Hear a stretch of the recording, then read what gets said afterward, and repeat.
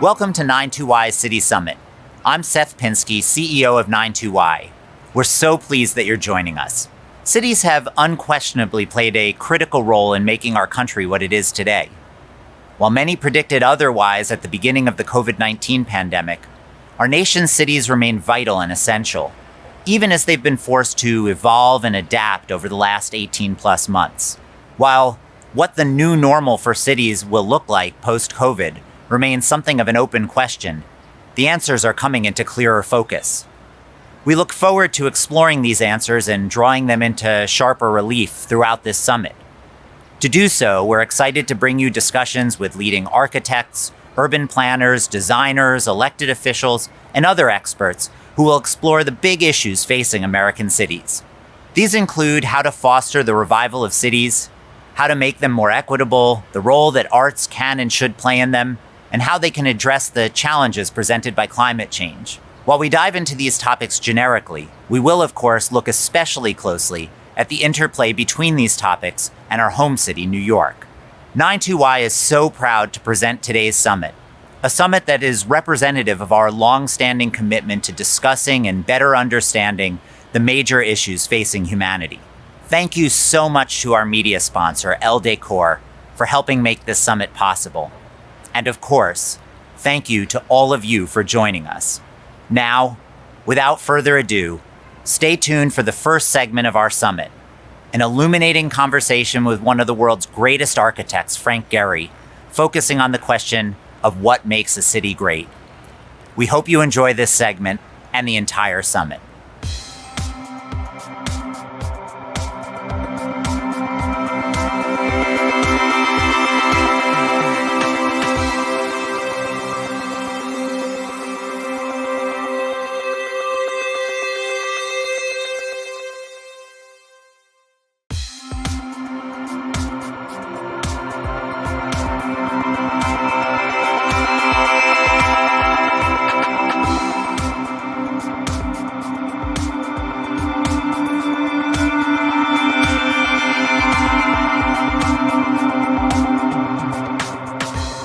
Greetings. My name is Alex Ross. I am the music critic for The New Yorker and a staff writer there. And it is a huge pleasure to be speaking with the great architect, Frank Gehry, under the auspices of this summit on the future of cities at the 92nd Street Y.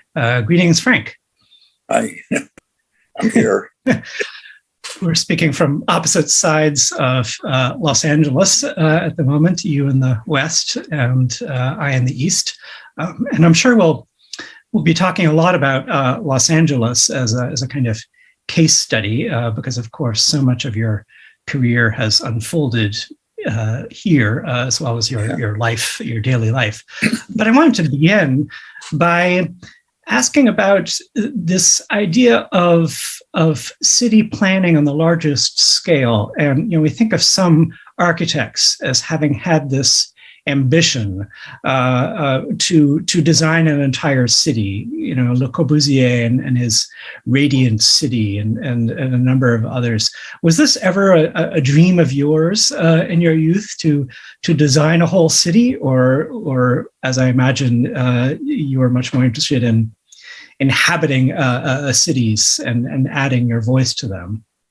Well, I of course, as you became a student of architecture, you were given all of those paradigms to study. And Frank Lloyd Wright and was doing a city, and then I forget the name of the guy out in the desert that was a ceramic.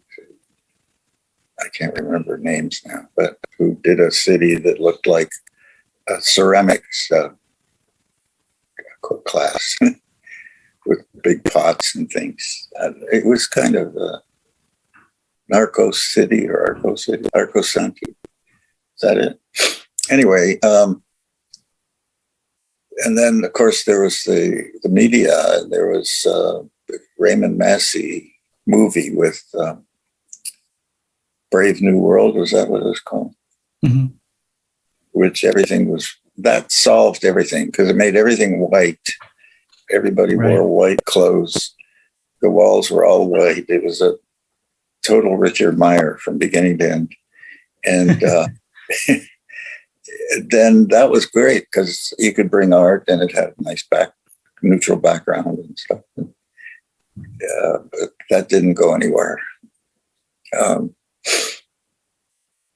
don't know. I personally didn't have the chutzpah to say I was going to design a city from scratch. I was always in LA. I was confronted with tract houses from the ocean to the mountains. When I arrived in the 50s, it was all wood butchered little houses with 2x4s and stuff.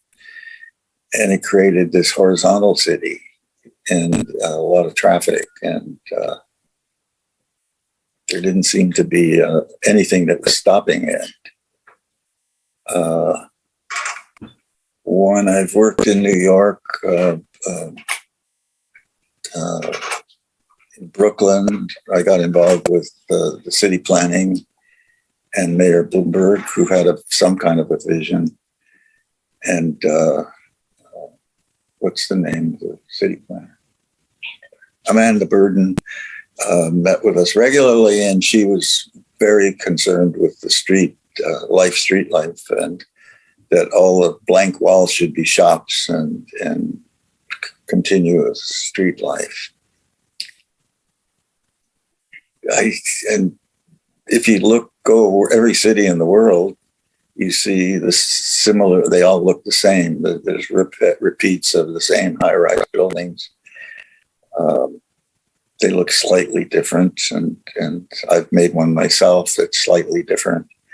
But it's still, when you put them all together, it kind of they all look the same. And Dubai is the height of it all. It's all there. And it's higher and bigger and more exciting and so on. And we're working in Abu Dhabi, and you see that they're building the whole place new.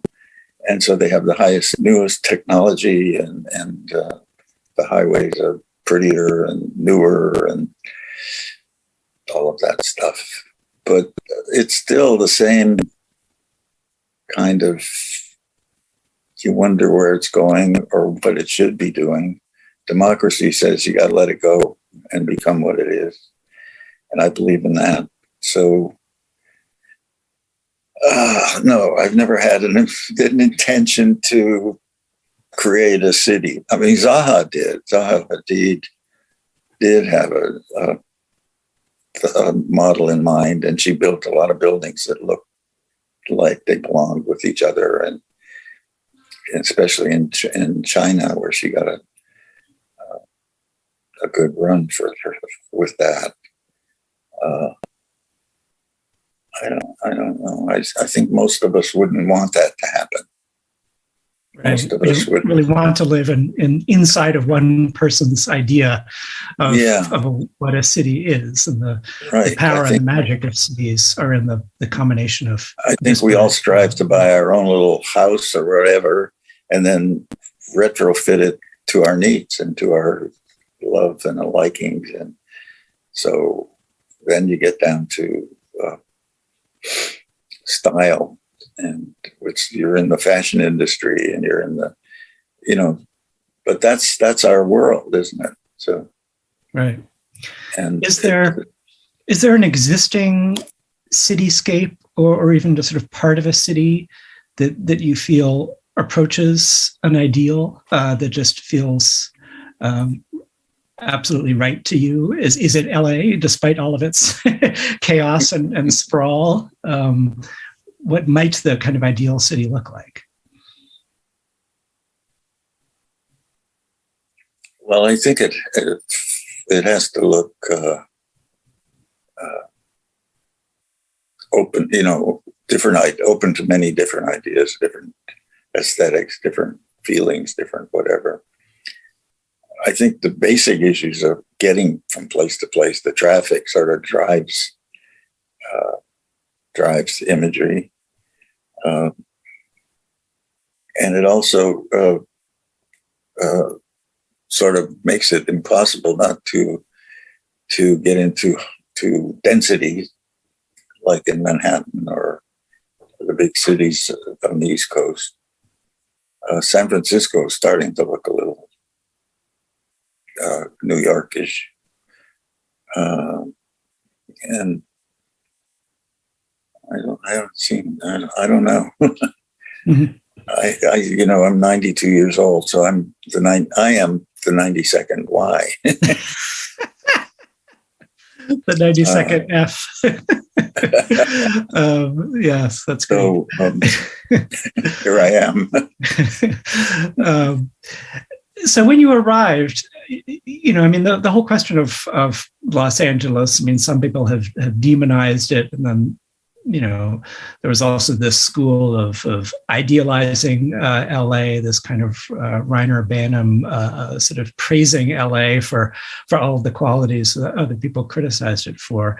But you were, when you first arrived here, you were entering a really interesting architectural scene, obviously, where you had this lingua franca of the tract housing, but then you had architects who were attempting to twist and shape and kind of add a distinctive flavor to that basic language, which sort of became the signature of at least kind of modern LA, modern residential housing, is these houses sprinkled about, which just arrests the eye and kind of seize the attention. So, talk a little bit about these people like Schindler and Neutra and Lautner, whom you encountered, and kind of what kind of sense of the architect's role in the city did you get from them? Oh, very different. When you get to that level of personality, you're talking about egos, and people express their egos differently. And so Frank Lloyd Wright was certainly out there. You knew who he was. You knew and I personally balked at it, even though I loved the prairie houses and all that stuff. The way he presented himself and talked about it as a visionary of the future of the city, I found that a constraint I wasn't willing to embrace right away. I thought it should be more open, more democratic, more individual expression. And so I guess I'm for what we got, which is terrible. So I was wrong. But Schindler, these are individuals. Schindler was raw, and he studied with Wright and all those people, and he was kind of a carpenter-like person. He would draw. He would be on the site with 2x4s, and he'd be drawing on the 2x4s the details as they were building them. He was hands-on, and his aesthetic was raw, and I found it quite beautiful. And I think if I grew out of anybody, it's probably from there. Because it was interesting. It was open. It was not precious. It was all the things I sort of politically believed in, and so on. I tried to work for Neutra because he was doing housing, and I loved that the social issues that he was taking on with his firm at the time. And so I went to apply for a job, and after I graduated, showed him my portfolio, and he said, "Yes, you can start Monday." And he started to walk out, and I said, "Can we talk about how much my salary would be?" And he said, "Oh, on Monday they'll tell you what the fee is for working here." So that was me and Neutra. I left that. Right. Well, Wright did that too. Yeah. So they did that, but so Schindler was more down home, good guy. You know, I thought still love many of the buildings, and I cherish the times I spent with. And he put his stamp on the city, or at least on residential architecture. On often using very cheap materials, very low budget projects. He never got to build a grand building, and yet you sort of see his signature everywhere. I mean, what seems so interesting is that whole group of architects, whether they didn't accumulatively, they only built a kind of small percentage of the total built structure of the city, but you see their hand, you see their echoes everywhere, which I suppose is one. It's sort of the major role an architect can play beyond just building the buildings, but sort of influencing, inspiring others, raising the level a little bit generally. I think there was an overarching aesthetic that came from Asia, because California was certainly Asia-centric, and I think a lot of it was the GIs came back from Japan. They'd seen Issei Shrine. They'd seen, all those beautiful buildings made out of small pieces of wood, like the tract houses were. So it was the Gordon Drake and I can't remember all the names, but were our teachers. And so if you look at some of my early stuff, it looks like it came right out of Japan. I got into Japan, studied it, joined the Gagaku Orchestra at UCLA, got all involved with the music, the art, and blah, blah, blah. And I still am, and when I go to Korea, I fall in love. When I go to China, same. So there's something connected from Asia to the West Coast of California, the Green Brothers, all of that. Right. And it was easily thinking about your. Sorry. It was easy to assimilate because we had 2x4s, and you could build right at that scale.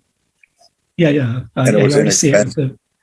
The Green Brothers buildings. Sort of turning to your bigger buildings, I want to talk especially about the public spaces and above all the concert halls, because these are the opposite of private residences. These are wide open to the public. One of your early successes was the Merriweather Post Pavilion, but I think even before that, you were working in the Hollywood Bowl, and then you have what is perhaps your most famous building, certainly one of the handful of the most famous, Disney Hall, and other concert halls.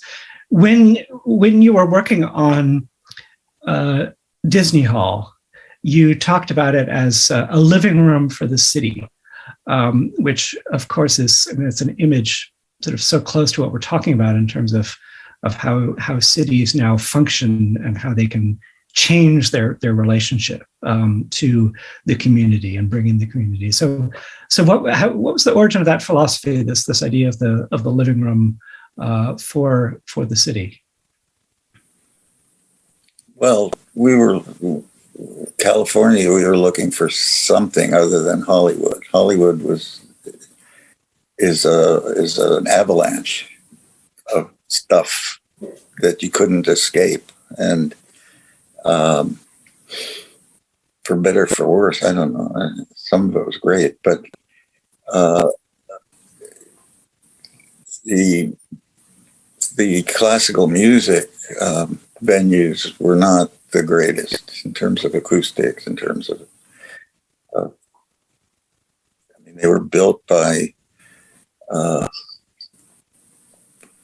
like Pereira and Beckett and people like that were very embedded in the wealthier class in the town, and they had different values that were based on European models and things that were maybe obsolete because of what was really happening in the world world of classical music, and it was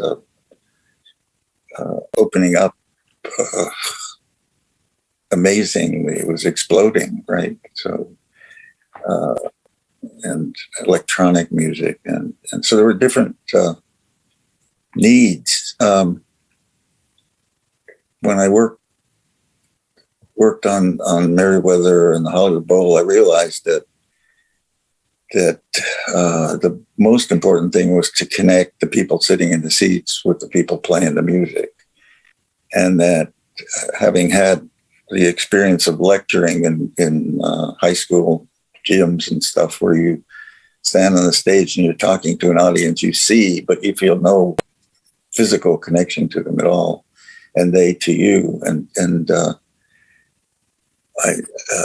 Shakespeare's All the World's a Stage, where, that's a big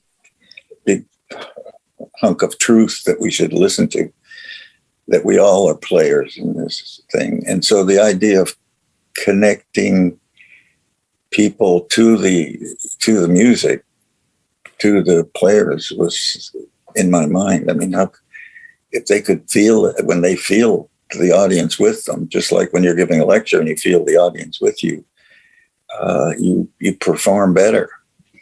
And so I made that a value in Disney Hall. And I even had some difficulty with eliminating the continental seating that the Chandler had, because everybody liked that. It's more comfortable. You didn't have to stand up when people came past you in the seat.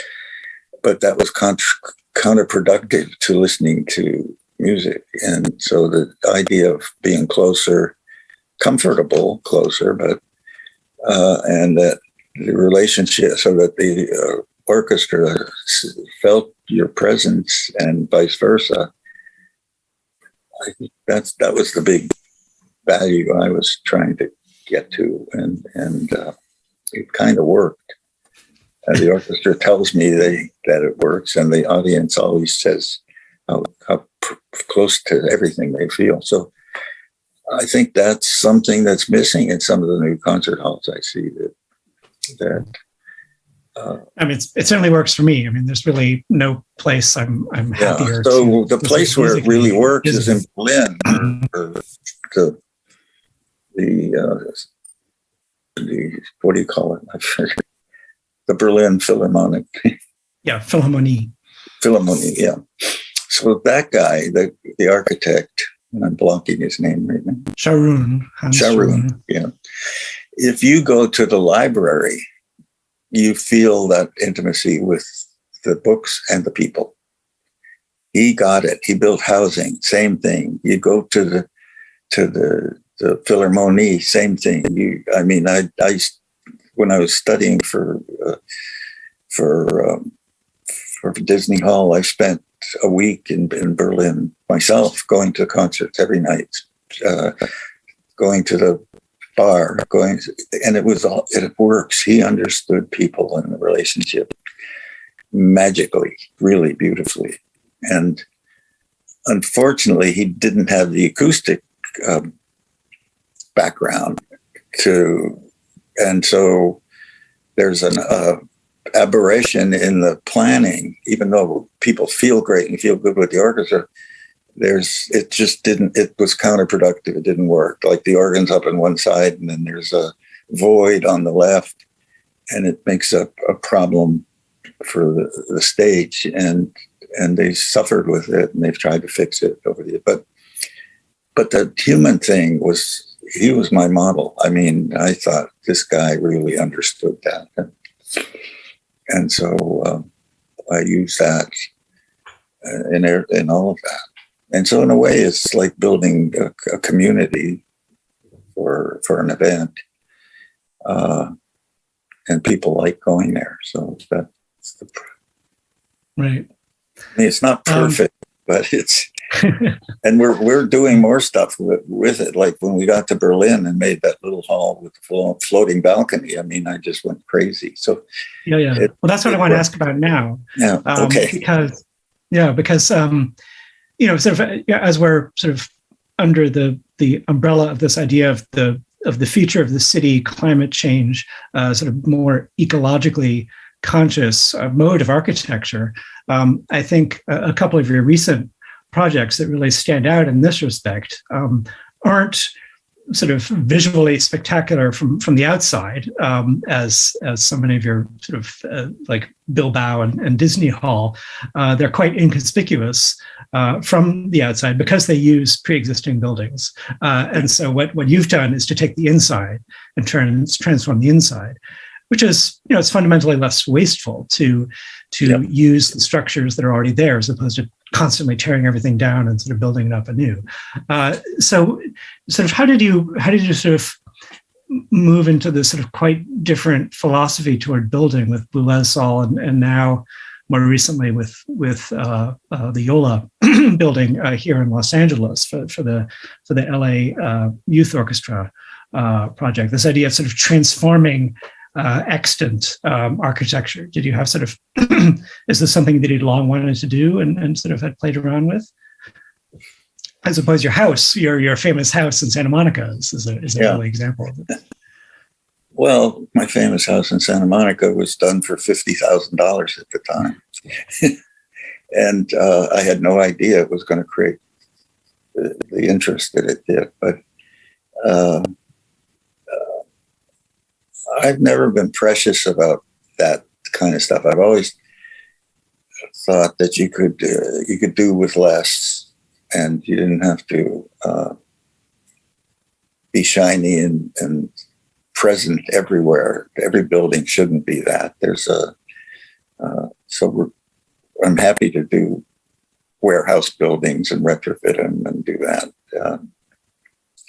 In fact, I enjoy it so much because it's fast and the benefits you reap so quickly are exciting, and you engage with a whole culture. And so, I mean, the best thing that happened to me is Gustavo Dudamel came to town from that kind of background, that kind of orchestra. And I went to Venezuela and spent time with him and saw the origins of all that.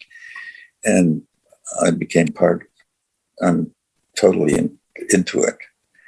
And it doesn't have to be expensive. And it's more what it does culturally, how it impacts, and does it get people involved with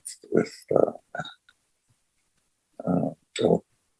Yeah, the budget for the I'm not a musician, but I listen a lot and I love it. And so it's become a big part of my life, right, as you know, and that's probably why you're interviewing me. Absolutely. I mean, the budget for the Boulez Hall is astonishingly low compared to, you have buildings like the Elbphilharmonie in Hamburg, which is, cost close to $1 billion, whereas the Boulez Hall cost what? 30 million. 30 million. Yeah. And yet it's one of the best new concert halls, that have been built anywhere. Yeah, but I think what's missing I haven't been to the one in Hamburg. We were offered that project, and Ernest Fleischmann was on the board, and he offered us, and he told us the budget was 130 million. And I said, you're out of your mind. You're not going to do it. And he said, well, you have to accept that budget. And so I turned them down. I think the architects that took the job probably got hurt a lot. The warehouses were on wood pilings. I told them that from the beginning. They said, no, it's all concrete. Well, of course it's all wood pilings. Right. Anyway, that's another story. I don't know. Go on. Ask me another question. Yeah. Well, I think we're actually beginning to run out of time, unfortunately. But I wanted to ask you finally about the LA River, and so this is a project on a vast scale that you're involved with. It's 51 miles of the concrete riverbed, a structure that has sort of long been seen as a blight on the landscape, and yet I think you once said you found LA River architecturally interesting. It wasn't something that we necessarily need to get rid of, nor can we get rid of it because it serves a very important function. No, the more floods. to the point is we can't get rid of it. Yeah, right. So, and I think that they're part of the community in LA don't believe that. And so they're in La La Land believing that. The problem is the statistic is that the flooding is 2% of the time. It's 2% of the time when you need the concrete. Mm-hmm. If the concrete isn't there, the 2% of the time, the river floods 6 times the width on either side and spreads out and displaces people. So we don't want to displace communities. So the best thing to do is figure out how to do something with the river, with the concrete if you don't like it. And there is an opportunity, and the river does go through areas of the city where people are in dire need of open space, where children have a 10-year shorter lifespan south of LA and Cudahy, Bell Gardens, Compton, because they have no access to parks. So that's a serious issue. So our idea was do what a lot of people are doing with freeways. They're covering freeways with park, like in Seattle, I guess was one of the beginning of it. It's a reasonably it's expensive, but we know how to do it within a reasonable budget. And we're proposing a 40-acre park in the center of all those communities, walking distance from all those communities. And it's there that the cultural center became something. They were going to build a community center, and the politicians from Southgate and Anthony Rendon is very well he's a smart guy, and he knows about the culture that he's with and what's needed, and he's entered into art and music and all those things. So he's partnered with us to expand the community center to have music, and by chance we have YOLA, Youth Orchestra LA, so we can build an outpost for YOLA on that land. And then LA County Museum is looking for outposts in the community. So they're joining, and there are dance, like Benjamin Mopé and people from dance that are interested. And then you bring with it ceramics and painting studios and develop a relationship with the community where the community is becoming part of that. So it's not displacing anybody. It's creating a center, creating a park, creating a center that's desperately needed. And we've spent a lot of time meeting with the community. So it isn't gentrification. We're also talking about housing. One of my philanthropies is the Turnaround Arts program that came from Michelle Obama. And we created a foundation here, and we have 30 schools where we bring arts educators. And so we've funded 10 of them within walking distance of the cultural center and the 40-acre park. So we're bringing a lot of art-related programs to that and creating the river isn't for the whole river. I'm not proposing they should do. They propose it where they need it. There is a section in north of the city toward Griffith Park where there's a bend in the river, and the Corps of Engineers talked about it. You could run a tunnel through Griffith Park and bypass that part of the river and create the sylvan, beautiful gardens for quite a section of the river. And that's where the people mostly who are against the concrete live. So we're trying to promote them to do that because so it's not one thing fits all. So. Right. Yeah. Well, that seems a very wise approach to this, just this gigantic structure. But we want to bring music. Gustavo and I are talking about doing big opera productions in the river the 98% of the time when you could do that. You could do Troyan,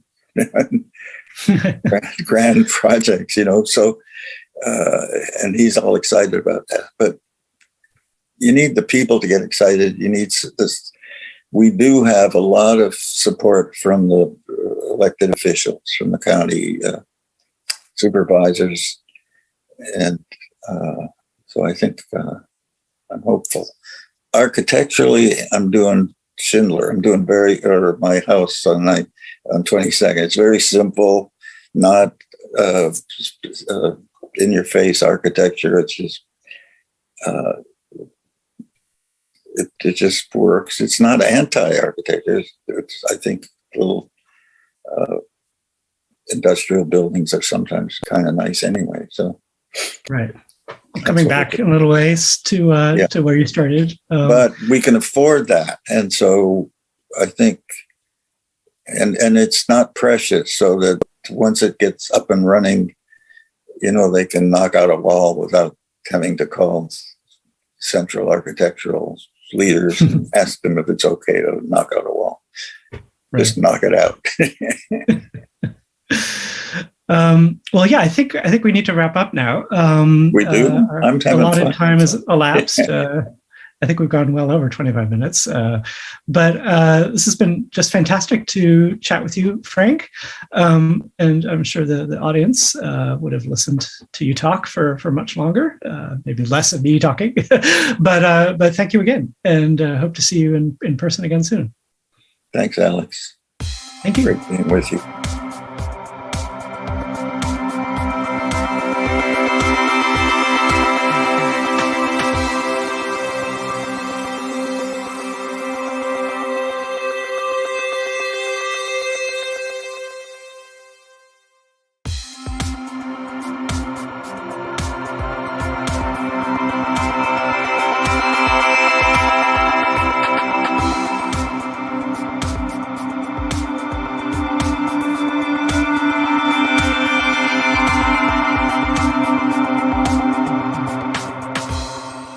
Welcome, everybody. I'm Eric Liu of Citizen University, and I'm so thrilled to be starting this conversation today with two dear friends, Anne-Marie Slaughter of New America and author of this really exciting book, Renewal, which we'll be talking about today, and Ai-jen Poo of the National Domestic Workers Alliance, and Caring Across Generations. Both of you just remarkable leaders, colleagues, friends, and I'm just looking forward to this conversation. To get it rolling, actually, Anne-Marie, I just want to start with you, although, Ai-jen, I'll be interested to hear your thoughts on this question too, which is simply, why renewal? Why this particular concept right now? And, as you write about in this book, you really thread together renewal on an individual, personal level with renewal on a civic, social level as Americans. Why did you choose this focus right now? Thanks, Eric. And we are absolutely a mutual admiration society on this panel, so we'll take that as a given. So I chose renewal very carefully and deliberately. I care about words. I read a lot. I think it matters how we describe, how we name a process. And renewal is a process that looks backward and forward at the same time, right? It's not reinvention. It's certainly not restoration, but it goes back to something. It's not starting fresh. You're renewing. So something already existed and you have to look back. And in my view, you have to face what existed for good or ill. And if it's ill, you have to take it in. And then, though, there's this equal process that is looking forward and is building something new on that foundation, however you have then faced it or shaped it. And I think that it's particularly important for people. I'm 63. I am not going to reinvent myself, no matter how many, how-to books promise me that I can have a whole new you. I don't buy it. So I think personally, you really have to sort of start with your life experience and who you are. But equally, and maybe even more, when we come to an organization, and New America has been going through this, or our country, you can't just say we're going to have a whole new America, notwithstanding the name of my organization. You have to start with our history. So it's that dual process. Well, iJen, I mean, I know this is a process you think a lot about in the nature of your work about care, because care inheres in care is the question of renewal. But the subtitle of Anne-Marie's book is From Crisis to Transformation in Our Lives, Work, and Politics. And, domestic work, the caring economy in general, is in a period of both crisis and transformation, right? This was even before the pandemic true. How does renewal land with you as a concept? I think the frame is so powerful and so helpful to help us think about what it looks like to move forward from this incredibly epic time of disruption that we've all just lived through with the pandemic. But even before the pandemic, we were simmering in multiple crises: a care crisis, a crisis of low-wage work in America and inequality, so many crises amidst so much changing racial demographics, an aging population, and we are ripe for a renewal. And I think what the pandemic did with this disruption and everything about the way that we live and work and care is create the possibility for that renewal to be very transformative, actually. That we can actually go deeper in the change that we catalyze going forward. And it's so important that we're drawing upon what we do know and where we've been and what we've seen, where we come from, as we try to chart that way forward. So I just think it's such an incredibly powerful and helpful frame that helps us think about transformation and rooting in some long-standing truths and uncovering what we need to understand in order to move forward towards true progress.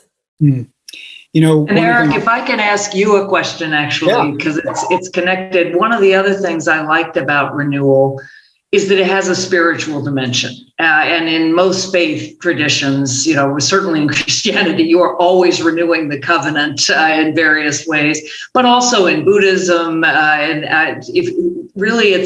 There's a sense that we're imperfect and we constantly renew ourselves. And, you have a civic faith movement. You are a civic preacher in my mind. So I'm going to ask you that question, how you think about renewal, particularly maybe in the context of civic faith, because I think that's an essential part of national renewal. Well, thanks, Anne-Marie. I one of the many reasons why your book resonated with me is that you named as one of your inspirations and antecedents this book from several decades ago, Self-Renewal, by John Gardner, who was such in the largest sense, a multidimensional citizen. But there's a line in that book where he quotes Emerson saying, "We as Americans are forever building the church and killing the creed."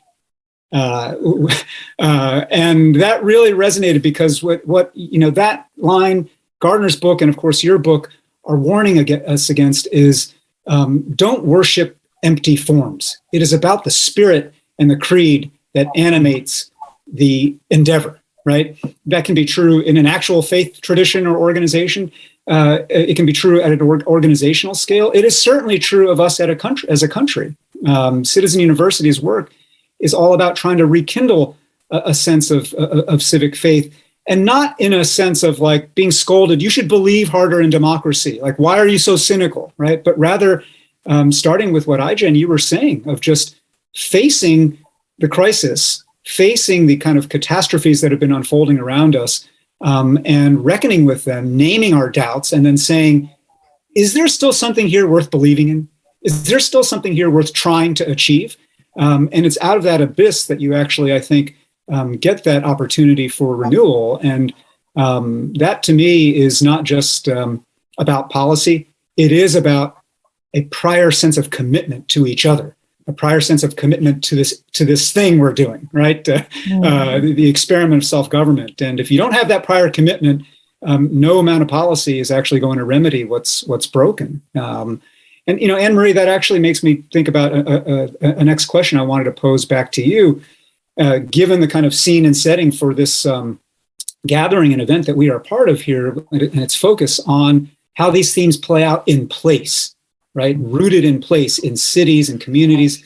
There's so many cities around the United States right now where these questions of revitalizing the old, changing both physical layout and kind of, symbolic monuments to history, these debates are live with us right now. And in your book, you write about how different people in different communities are doing this work. They're not just falling into the national media talking points of, this is all good or this is all evil. They're just trying to stitch together a different kind of story of us in their town, in their community. You're a Charlottesville native. That community in particular has, in ways good, bad, ugly, painful, and bloody, been reckoning with this just in the last few years. What kind of, given your lens of renewal, how will this kind of urban redevelopment actually change the way all of us as Americans think about growth and change in the places where we live? It's a great question.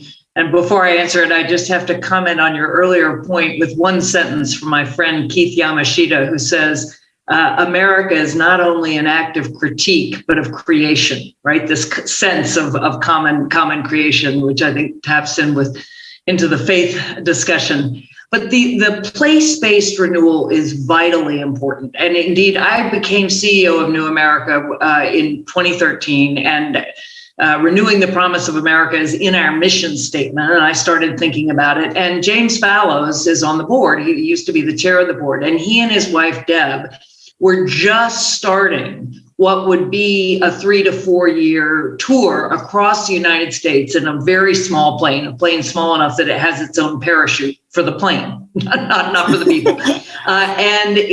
They then chronicled these journeys and wrote them up in the book Our Towns. And the book is really kind of a paean to the American spirit in the sense that they go to lots of small towns in Mississippi and Iowa, California, sort of coast and Midwest and South all over.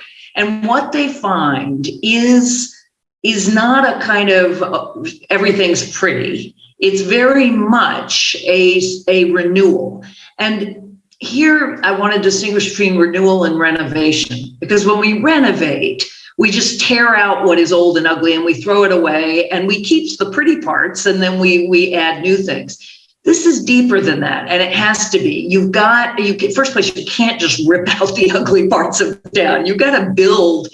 You can certainly renovate buildings. You can take old buildings and find new purposes for them.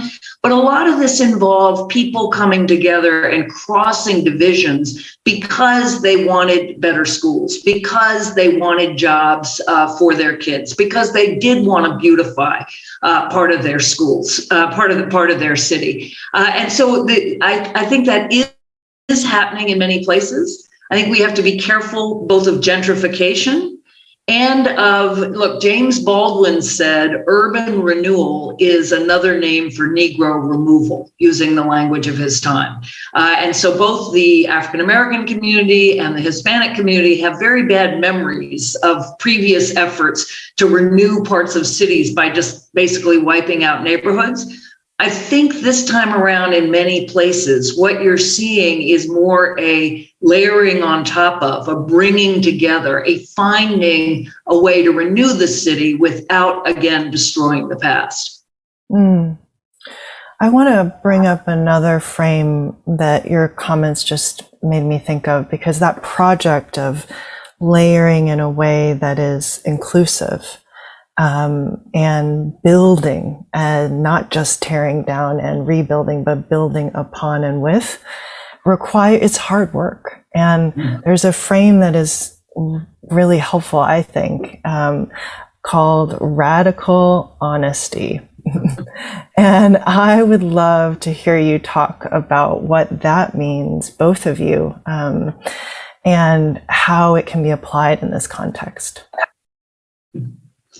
Well, the book starts with a crisis that I went through. And as I say, the details of the crisis are much less important than that it really was a personal and professional crisis that shook me and really forced me to look at my own past, my own leadership model, and yes, to face things that I really didn't want to face. That's where the radical honesty comes in. I say, you have to look in the mirror and try to see what other people see, not just what you want to see. And I'm careful when I say that, because there are many of us who are subject to all sorts of bias and who get very negative messages from the world. And I don't want them to see the results of that. But for many of us, it's natural to deny and just, or to avoid things that people tell us or things that happen that can be interpreted in a particular way.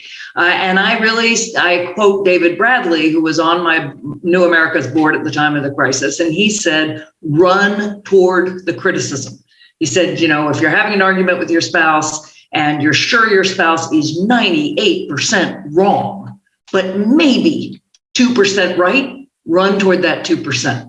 So that's what I mean by radical honesty. And again, I think it is true for people, for organizations, for countries. And it's hard. And now that I've put it out there, of course, my kids say, Mom, radical honesty. I may never live this down, but I do. Oh no, shame on them for weaponizing this. No. Exactly. Although that actually is joking aside, that actually does illuminate an important kind of corollary to radical honesty, right? Radical honesty is itself, exercising radical honesty of the kind that you've described, Anne-Marie, and that you did and have in facing that crisis at New America, is a bit of a leap of faith.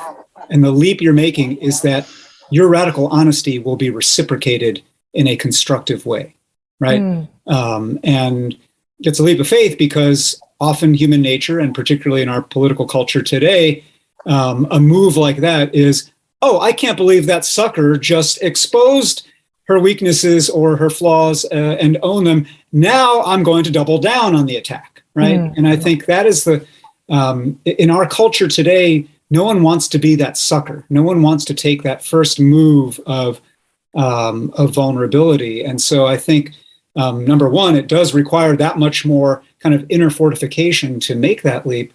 But number two, I think that radical honesty, we've got to try to cultivate that in a way that's connected with radical empathy. And so, and that's kind of, again, 360. So the 360 is not just Anne-Marie, you being subject to a 360 review, in the workplace where, the Cultural Revolution, everybody can come denounce you and you have to wear a sign kind of about, what your sins were. But the sense of that all that happens in the context of empathy. You have to be empathizing with those whose criticisms you are running toward, and those who criticize have to be empathizing for what it was that perhaps in good faith you were trying to do, or with blind spots you weren't aware you were doing or not doing. And again, that's at the interpersonal level, but that is so, I think about this at the kind of societal level of how do we cultivate some kind of new social contract of let's be real with each other. But in being real with each other, let's give each other some grace, because when you're real, it means you're never always right and you're never always wrong, right? And I think, I don't know, Jen, what again? I agree with you. And I would even build, so we went from radical honesty to radical empathy, and it's a both and I would just layer on top of that we need strategic honesty and empathy too. And what I mean by that is that as we're looking to build, we have to really be understanding the history. This is back to the renewal theme, the history, the power relations, the systems that are the context for our choice to be honest and empathetic, and how are we building towards honesty and empathy at scale in the context of that environment, which is so complex. And so it's, I think, how do we organize the honesty and the empathy in a way that allows us to get momentum in this environment where everything is so distributed and polarized. I want to pick up on that distributed dimension in a moment. One thing you just said, Ai-jen, really makes me think, like, that strategic honesty and empathy. If you take a debate like the kind of bad faith debate about critical race theory that's been unfolding in our country, it's neither radically honest nor radically empathetic. It's actually, profoundly dishonest and unempathetic in how it's unfolded. But here we are, right? And and the way it's unfolded has actual consequences that have changed the kind of power dynamic in communities around the country.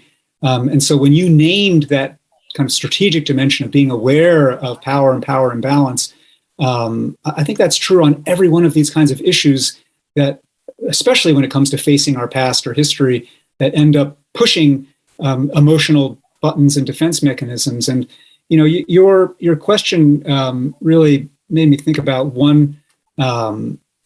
this notion of distributed power. Anne-Marie, you speak a lot in this book. You write about kind of leading from the center and what that means and how that's distinguished from leading in a more hierarchical approach, but both the pluses and minuses even of leading from the center. What does that mean to you, and how has that influenced the way you're working as a leader and as a citizen? Well, so I have written a lot about leading from the center over the years, because I think about the world more horizontally in terms of networks rather than hierarchies. But one of the things I learned through this crisis, and I'll just say that I think part of our solution here is to link honesty with strength of character, with taking risks, with building trust. That, if I can show you my whole self, I am not being strategic in that moment. I agree we have to be strategic overall. And I'm inviting you to see me in a way that maybe we can build trust. But I'm also saying, hey, I'm strong enough to do this. But in that process, I learned that you have to lead from the center and the margin at the same time. Right? The center is a power position, just like being at the top of a hierarchy is. You're at the top of the ladder or the center of the web. But in both cases, and maybe particularly when you're in the center, because you are so horizontal and everybody's equal. Well, no, everyone isn't equal. We use the term marginalized exactly to mean people on the fringes. So if you imagine a web, these are people you're pushing out who are less connected by definition. And it's so important. I mean, connections are power, as we know. They are less informed. They don't hear all the information that you hear at the center. Their voices are much harder to hear because they are out on the edge. So I try to describe in the book a way of flattening your hierarchy, because you still need a hierarchy too. You got to make decisions. You can't lead just horizontally. But even when you are more horizontal, really paying attention to constantly bringing in folks from the edge. I think about those penguins who all are together in Antarctica, and the ones on the edge, get to come toward the center, and so there's a constant circulation. And it's not easy, but it's one of the things that, I realize that sitting in the center, it's just way too easy not to be constantly thinking about how do I pay attention and give voice to those on the edge. I love that so much. And it really resonates with how we think about things at the Domestic Workers Alliance and try to see into the future.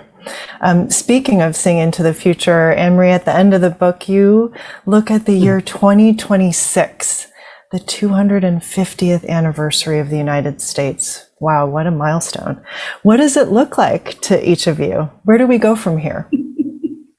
I'll go first. You go first. You go first so that you can have the last word on this. Although, actually, Ai-jen, why don't you say a word too first about answering your own question? We are a caring, multiracial, vibrant democracy where the dignity of work is restored and renewed, and we have what we need to sustain and care for the people that we love. That's really powerful. And, I often say that, what we're trying to do in the United States feels grueling and hard because it is hard. We're trying to do something that hasn't yet been done in human history, which is to be the planet's first mass multiracial democratic republic. It just, no society has hit all those marks, much less multi-faith, right? Hit all those marks, and you've actually done something remarkable for humanity. And my vision for 2026 is that we will have turned a corner and understood that we are not on a path to decay and disunion and disintegration. We're actually accelerating kind of onto the path toward the achievement of that kind of vision, that mass multiracial, multi-faith democratic republic, and one in which all of us feel a sense not only of power, but also responsibility. Our conception of citizenship in our work is that power plus character equals citizenship. That to live like a citizen, you have to be fluent in power, but also grounded in a set of values that fundamentally boil down to, do I take responsibility for what's going on around me? Do I not think this is always someone else's problem? And we have a politics right now on left and right where we want people above or in the center or somewhere to solve things for us. And we put great stock and hope in them, or fear them if they're not of our worldview.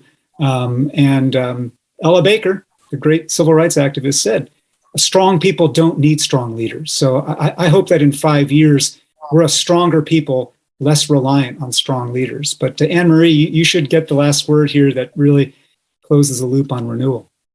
So 2026 is the 250th anniversary of the signing of the Declaration of Independence, and it is a very different anniversary than 1976. I was 18 in 1976, manning a bicentennial booth at the University of Virginia in Charlottesville. So, Jefferson practically walked the streets, and it was a triumphalist celebration. It was, we'd been through Watergate and Vietnam. It's not like America hadn't had bad times. But it really was just a celebration of the greatness of the country. And the narrative was the standard white narrative that I grew up with. This, in 2026, will be exactly on the cusp of moving from a white majority nation to a plurality nation, right? There will not be a majority. And that will be true of Americans under 30 by 2027. So I see this as exactly as you do, Eric, that this should be a hinge moment, a moment where we really examine what it means to be the country we are, look at all of our founding language, be very honest about where we fell radically short. Here we are proclaiming that all human beings are created equal, and we're looking at African Americans or enslaved people as 3/5 of a man, and women didn't even dignify mention. So what I hope for this is an anniversary where all of us think about the country we want, and then start to actually do that now. So every city in the country, we're talking about cities, every city in the country could, figure out a way to empower young would-be journalists from their neighborhoods to tell the whole story of their city, to interview elders and go through archives and to then figure out, what is it that we value most, and how are we going to celebrate, commemorate, reflect. It is going to be a kaleidoscope of emotions. And then if we can do that at the local level, at the state and national level, but also organizations like IGEN, I'm with you on this is how we build a caring nation, a nation that respects and values the care we must give one another. So I hope that 2026 is a catalyst. I hope it is a sort of a hinge for the country, for the great country we can be as a mass, multiracial, multi-faith democratic republic for the next 250 years. Well, it's just been great to be in conversation with both of you. And congratulations again, Anne-Marie, on this book. And I look forward to not just talking again, but finding ways to keep on playing together, all three of us. Thank you both. Thank you.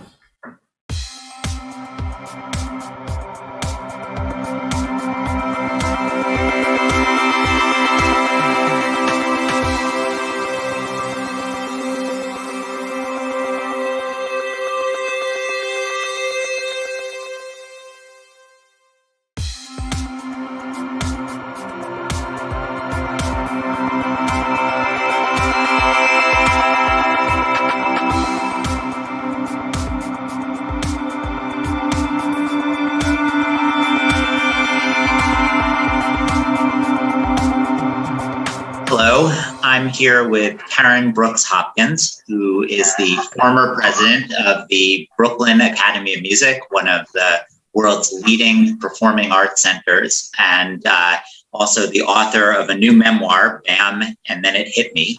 And we're here to talk about arts in the city, the role of the arts in economic development and empowering the growth of cities. So first of all, welcome, Karen. Thank you, Seth. It's great to see you and to be participating in this really interesting conference. Well, it's great to be here with you as well. Thank you for joining us. I wanted to start maybe with a more general question, which is that the memoir that you've written is about your experience at the Brooklyn Academy of Music. But one of the interesting things that you do in the book is you talk about how what happened during your tenure in Brooklyn is really a model that could be applied to other cities.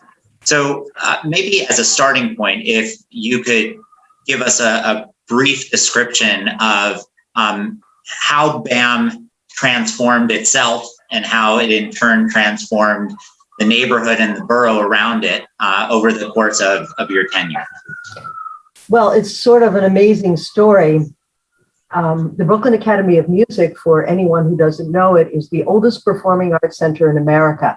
It actually opened in Brooklyn Heights in 1861 during the American Civil War. It burned to the ground in that location in 1903, and a committee of 100 citizens of Brooklyn raised the money to build a new facility in the Fort Greene section of the borough, and that building opened in 1907. So BAM has had a long and illustrious history of presenting performing arts work in all disciplines from all over the world for many, many years. I arrived at BAM not in 1861, but in 1979. And I joined the staff of the fundraising staff and development at that time, and then moved up the food chain there and became president of the institution in 1999 and stayed until my retirement in 2015. So I was there for 36 years. And during that time, we not only had an incredible artistic renaissance and amazing campus expansion, we also really were part of the evolution of Brooklyn. And I kind of call this the evolution from Manhattan wannabe to the coolest neighborhood on the planet. And I believe that transition was really powered by arts and culture. And since my retirement, I have focused on this issue, how arts and culture can be a dynamic force, an authentic force, and a positive force for uplifting communities, revitalizing communities, and bringing out the best in what is already there. And Brooklyn is a good example of this. When I started, there used to be an old joke that we would tell. Somebody would say, "Where is such and such an event playing?" And the other person would say, "Well, it's at the Brooklyn Academy of Music, and then it'll be in London." And the first person would respond and say, "Okay, I'll see it in London." And this joke represented the resistance to going over that bridge. Now, of course, things have changed, and I say to people all over the borough of Manhattan and beyond, if you want to see your kids, you're coming to my neighborhood, because all of the young people, the great energy of the city, and the real kind of New York with attitude, I think, is really now, its heart is in Brooklyn. So the transition has been quite remarkable. What existed as a sort of desolate neighborhood that had been kind of taken apart by the urban renewal policies of the 60s, buildings knocked down and just parking lots left and a kind of an empty shell of itself, today has one of the great cultural districts in the world. In 5 square blocks, you have 9 venues ranging from 250 seats on the northern end of the district to 1,000 seats at the Barclays Center Arena on the southern tip of the district. And surrounding these 9 in the core, there are 55 additional cultural institutions.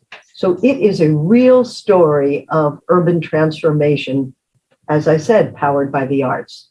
So let me ask this, and having worked side by side with you through at least a portion of this period, I think I know the story well, but for those who are listening to this conversation and who aren't as familiar with New York or Brooklyn or the transformation that occurred, can you describe with a little more specificity how this incredible change that took place in Brooklyn over the course of a handful of decades was driven by the arts? I mean, it's a big claim to be making that arts institutions like BAM were responsible for this. And maybe you can explain a little bit about how it really is true that they were the fuel that powered this engine. You know, the arts powered this engine, but it was really the partnership between the city of New York and the arts. And you know this very well from your former role leading the Economic Development Corporation of New York. Even before, let's go back further, to the early 70s, when the borough presidents in New York City had a lot of economic clout, they began to invest in the well-being of cultural institutions. And the borough of Brooklyn had a lot of great ones. The Brooklyn Museum, BAM, and several other organizations that were spread throughout the borough were pretty powerful institutions and great historic places with great buildings. These government officials started investing in them slowly.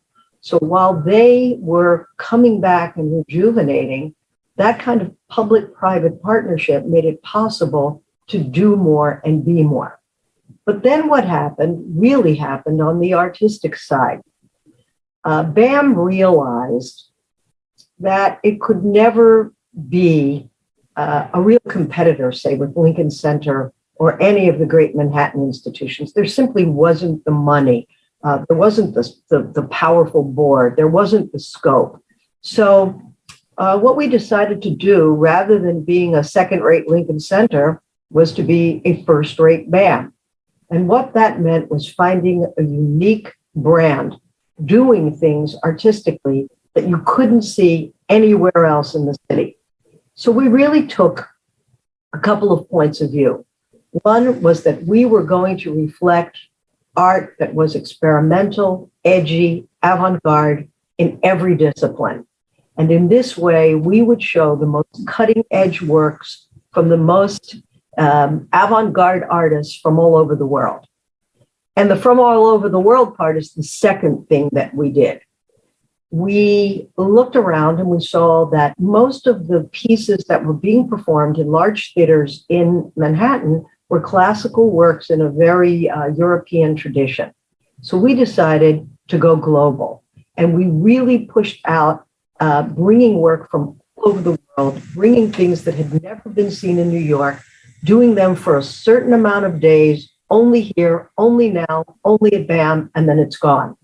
We had large venues to fill. The Opera House at BAM has 2,000 seats, the Harvey Theater, 800 seats, and so on and so on.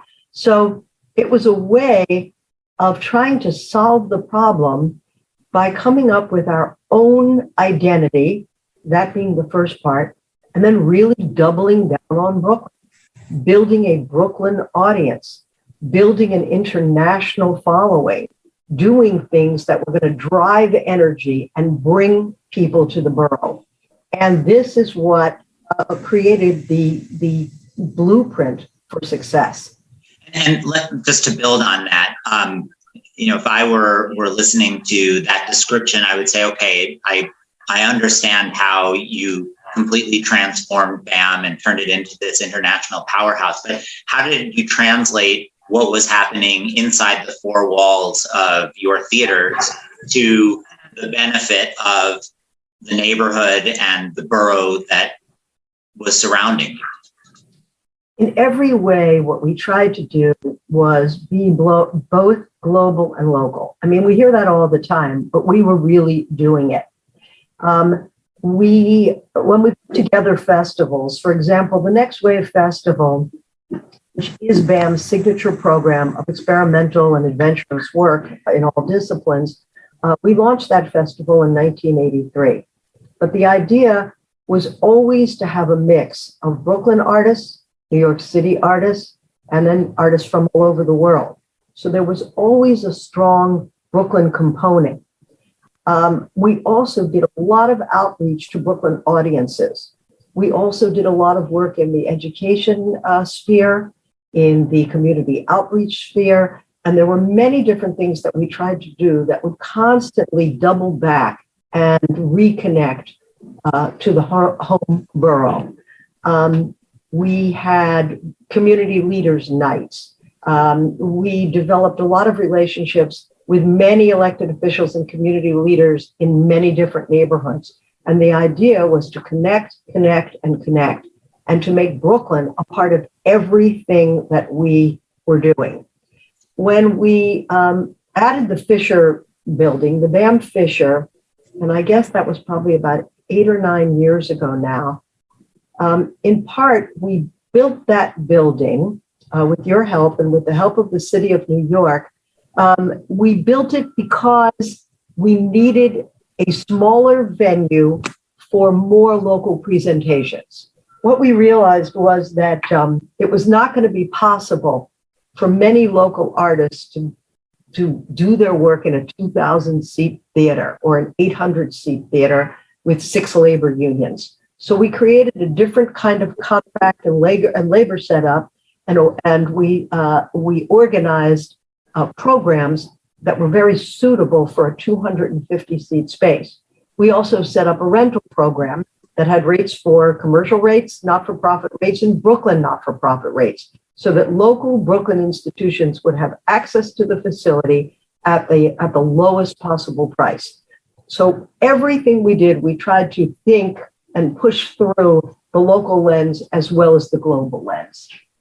I think what was also really interesting about the work that you did while at BAM, and I think could potentially provide a blueprint to other communities, was that in addition to the work that you did to bring Brooklyn into BAM, you also really sought to translate the success that you're having within your four walls into the neighborhood outside. And you talked a little bit about the public-private partnership that was behind the creation of the BAM Cultural District, where suddenly your neighborhood in Fort Greene was no longer just considered the place for BAM and then the neighborhood, but that the whole neighborhood became a cultural neighborhood. Can you talk a little bit about what the thinking behind that was and how that came to fruition, and what today the cultural district looks like as opposed to what it looked like when the process started? Well, it was a really complicated and long journey. First of all, we started with the name BAM Cultural District, and then we ended with the name Brooklyn Cultural District. And we did that, and I think it was right. I fought hard to keep the name BAM Cultural District because, BAM was my place. But in the end, I was persuaded by the 8 additional partners who lived in the district with us that BAM then was overwhelming everything. It was too much, and that the right thing to do was to back off a little bit and give everyone a sense of place and to call it the Brooklyn Cultural District. So finally, I too saw the light and agreed with them. And now I think that that was the right decision.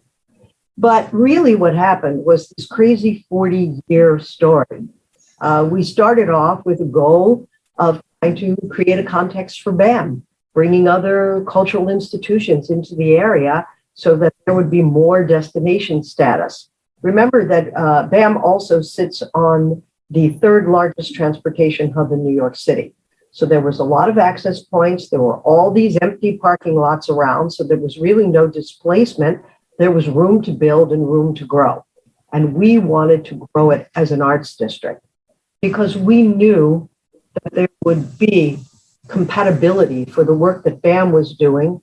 We knew that so many of our colleagues were being priced out of Manhattan and were ready to come to Brooklyn.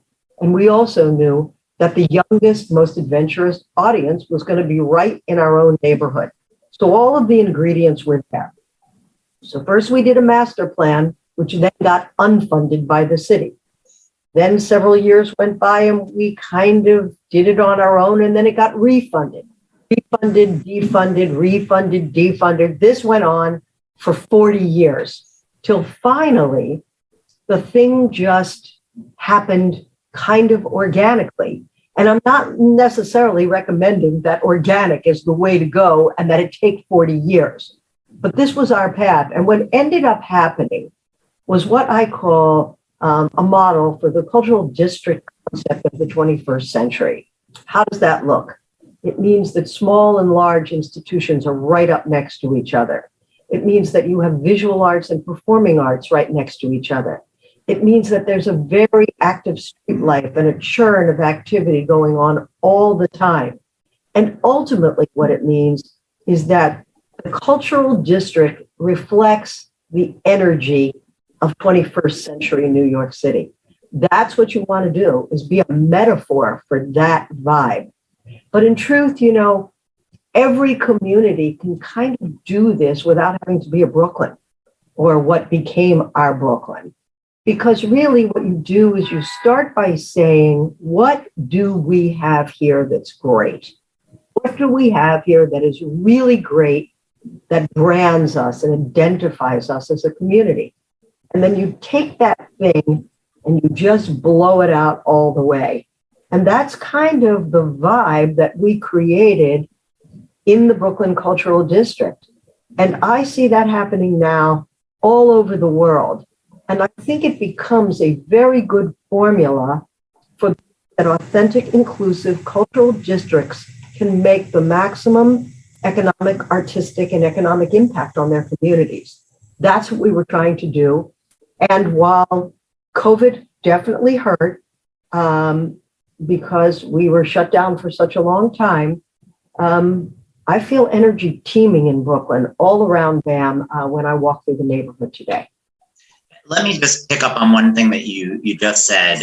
You said that this is a model that could be replicated anywhere, and you gave the generic formula that any community could follow. Can you maybe give one or two examples of places that maybe people would be surprised have used this strategy and actually succeeded? There are many ways to make this happen, and I'll give you a couple that I think are incredible. If you take the city of Adelaide in Australia, for example, it's because it's a festival city. They literally have, I believe, 10 festivals there, and they go on all year long. There's a history festival. There's an LGBTQ festival. There's a film and television festival. There's the main Adelaide Performing Arts Festival. There's a writers festival. And these things just continue to evolve and to draw crowds and draw energy to the city. And it just enhances the economy and destination status of that city. So a series of festivals is one way to go. Another way, if you look at a small rural community, one I've been reading about, is Gee's Bend, Alabama. Median income, $16,000 a person, or family even. No gas station, no hotel, a very deeply impoverished community. But they have one thing there. They have these miraculous quilters who've been making these quilts for many, many years. These quilts have been deemed, quote unquote, some of the greatest pieces of contemporary American art ever. So now, with a little foundation investment, they are selling these quilts online. They are offering workshops. They have built community Airbnbs. They're adding a small hotel and a cultural center where people can come and learn about quilting. In the last year, they took in $300,000 just kind of selling the quilts. Here is an example of the tiniest community in a place that you wouldn't even know about unless you were from Alabama, reinventing itself and succeeding based on its own cultural heritage, welcoming visitors, examining its heritage, branding itself. This is a great story. And I can tell you 20 of these stories. I've been collecting a bibliography of these things. I now probably have more information on this than any person on the planet, of looking at places where arts and culture has led the transformation in a positive way of cities and communities all over the world. Well, now that you've let the secret out, there's going to be a run on real estate in Gee's Bend, Alabama. I hope so. I hope so. But in all seriousness, and actually picking up on that theme in just a couple of minutes, because I know we're running short on time, Brooklyn is an incredible story of transformation. And I think there are few who would argue that what happened in Brooklyn is anything short of miraculous. And certainly BAM played a critical role in that.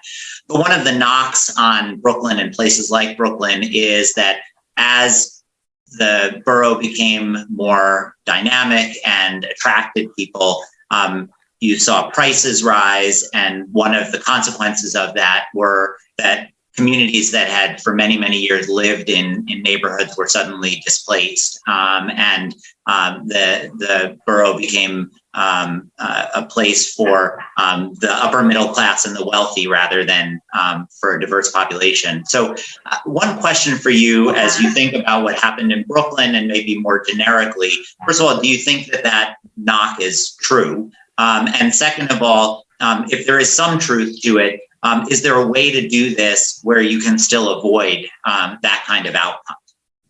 You know, I think we've learned a lot in the years, even since the Brooklyn Cultural District came to pass. The good news was that now there are 7,500 more people kind of living in the BAM zone than there were, say, when I started.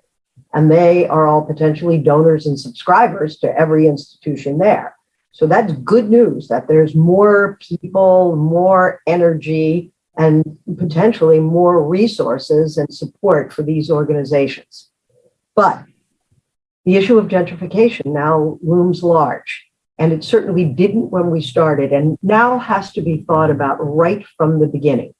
And this is actually a question that you could almost answer better than me, having your own, substantial background in urban planning. The ways to mitigate against gentrification are clearly to have both affordable housing at a significant level and to make sure that the mix of cultural institutions includes a lot of organizations that are of the community, that are doing work in that community. It is also important that every institution there have outreach programs, provide scholarships, bring in interns from the local neighborhood, and do things that support opportunities for everyone living in their neighborhood.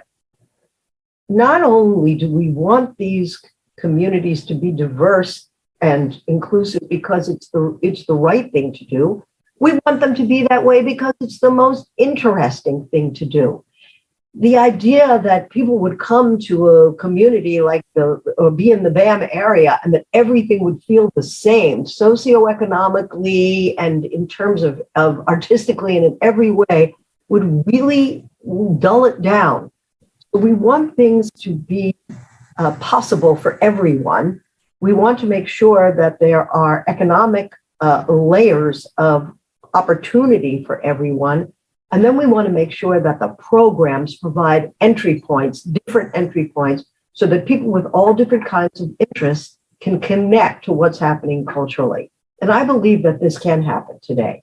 I believe that a cultural district can think about itself through the lens of art in every way, in the housing, in terms of jobs, in terms of economic equality. In every way, we think about these issues both socially, economically, and culturally. They don't have to stay separate. We can think about them together, and in doing so, we can build the most vibrant cultural communities in the world. So in the 30 seconds that we have left, let me ask you a very quick question.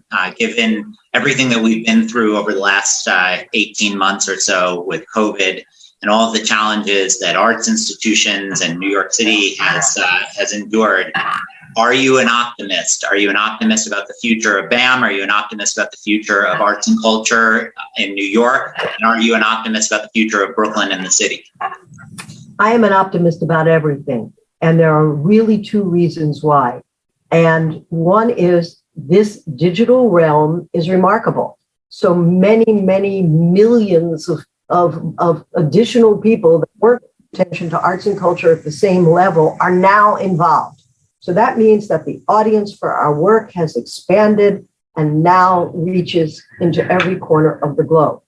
The second part is that I now think many communities and municipal leaders kind of saw what it was like to not have us around, to see what it felt like when our venues were shuttered, to feel what the emptiness in terms of street life and vitality was.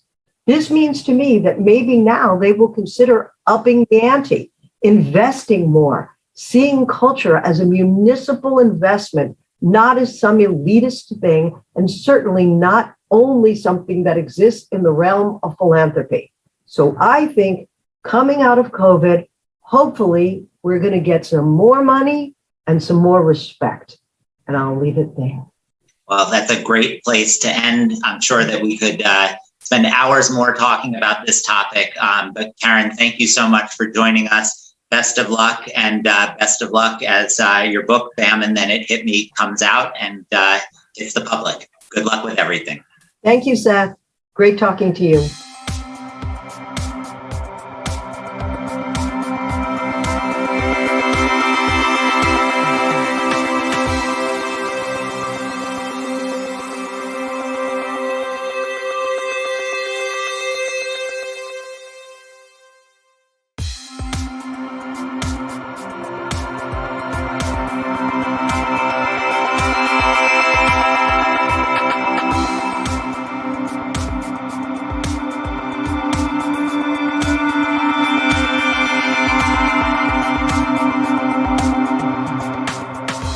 Hi there. Thank you all so much for being here. We're talking about the future of New York City, which is one of my most favorite topics. I'm Julie Samuels. I'm the executive director and founder of Tech NYC. I'm also a founding board member of an organization called New York Forever.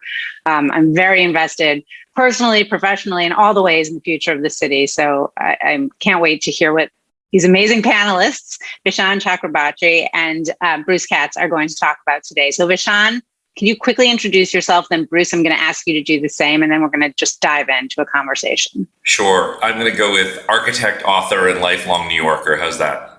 Perfect. I'll just go with born in Brooklyn and now founded and run the NOAC Metro Finance Lab at Drexel University in Philadelphia.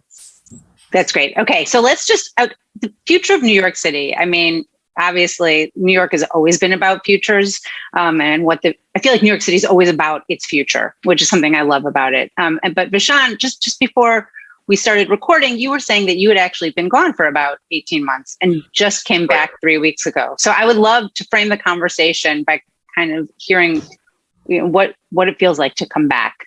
I have to say, I think the city feels completely different from when my family and I left about 18 months ago. We had a job out in Berkeley, had to come back here. And,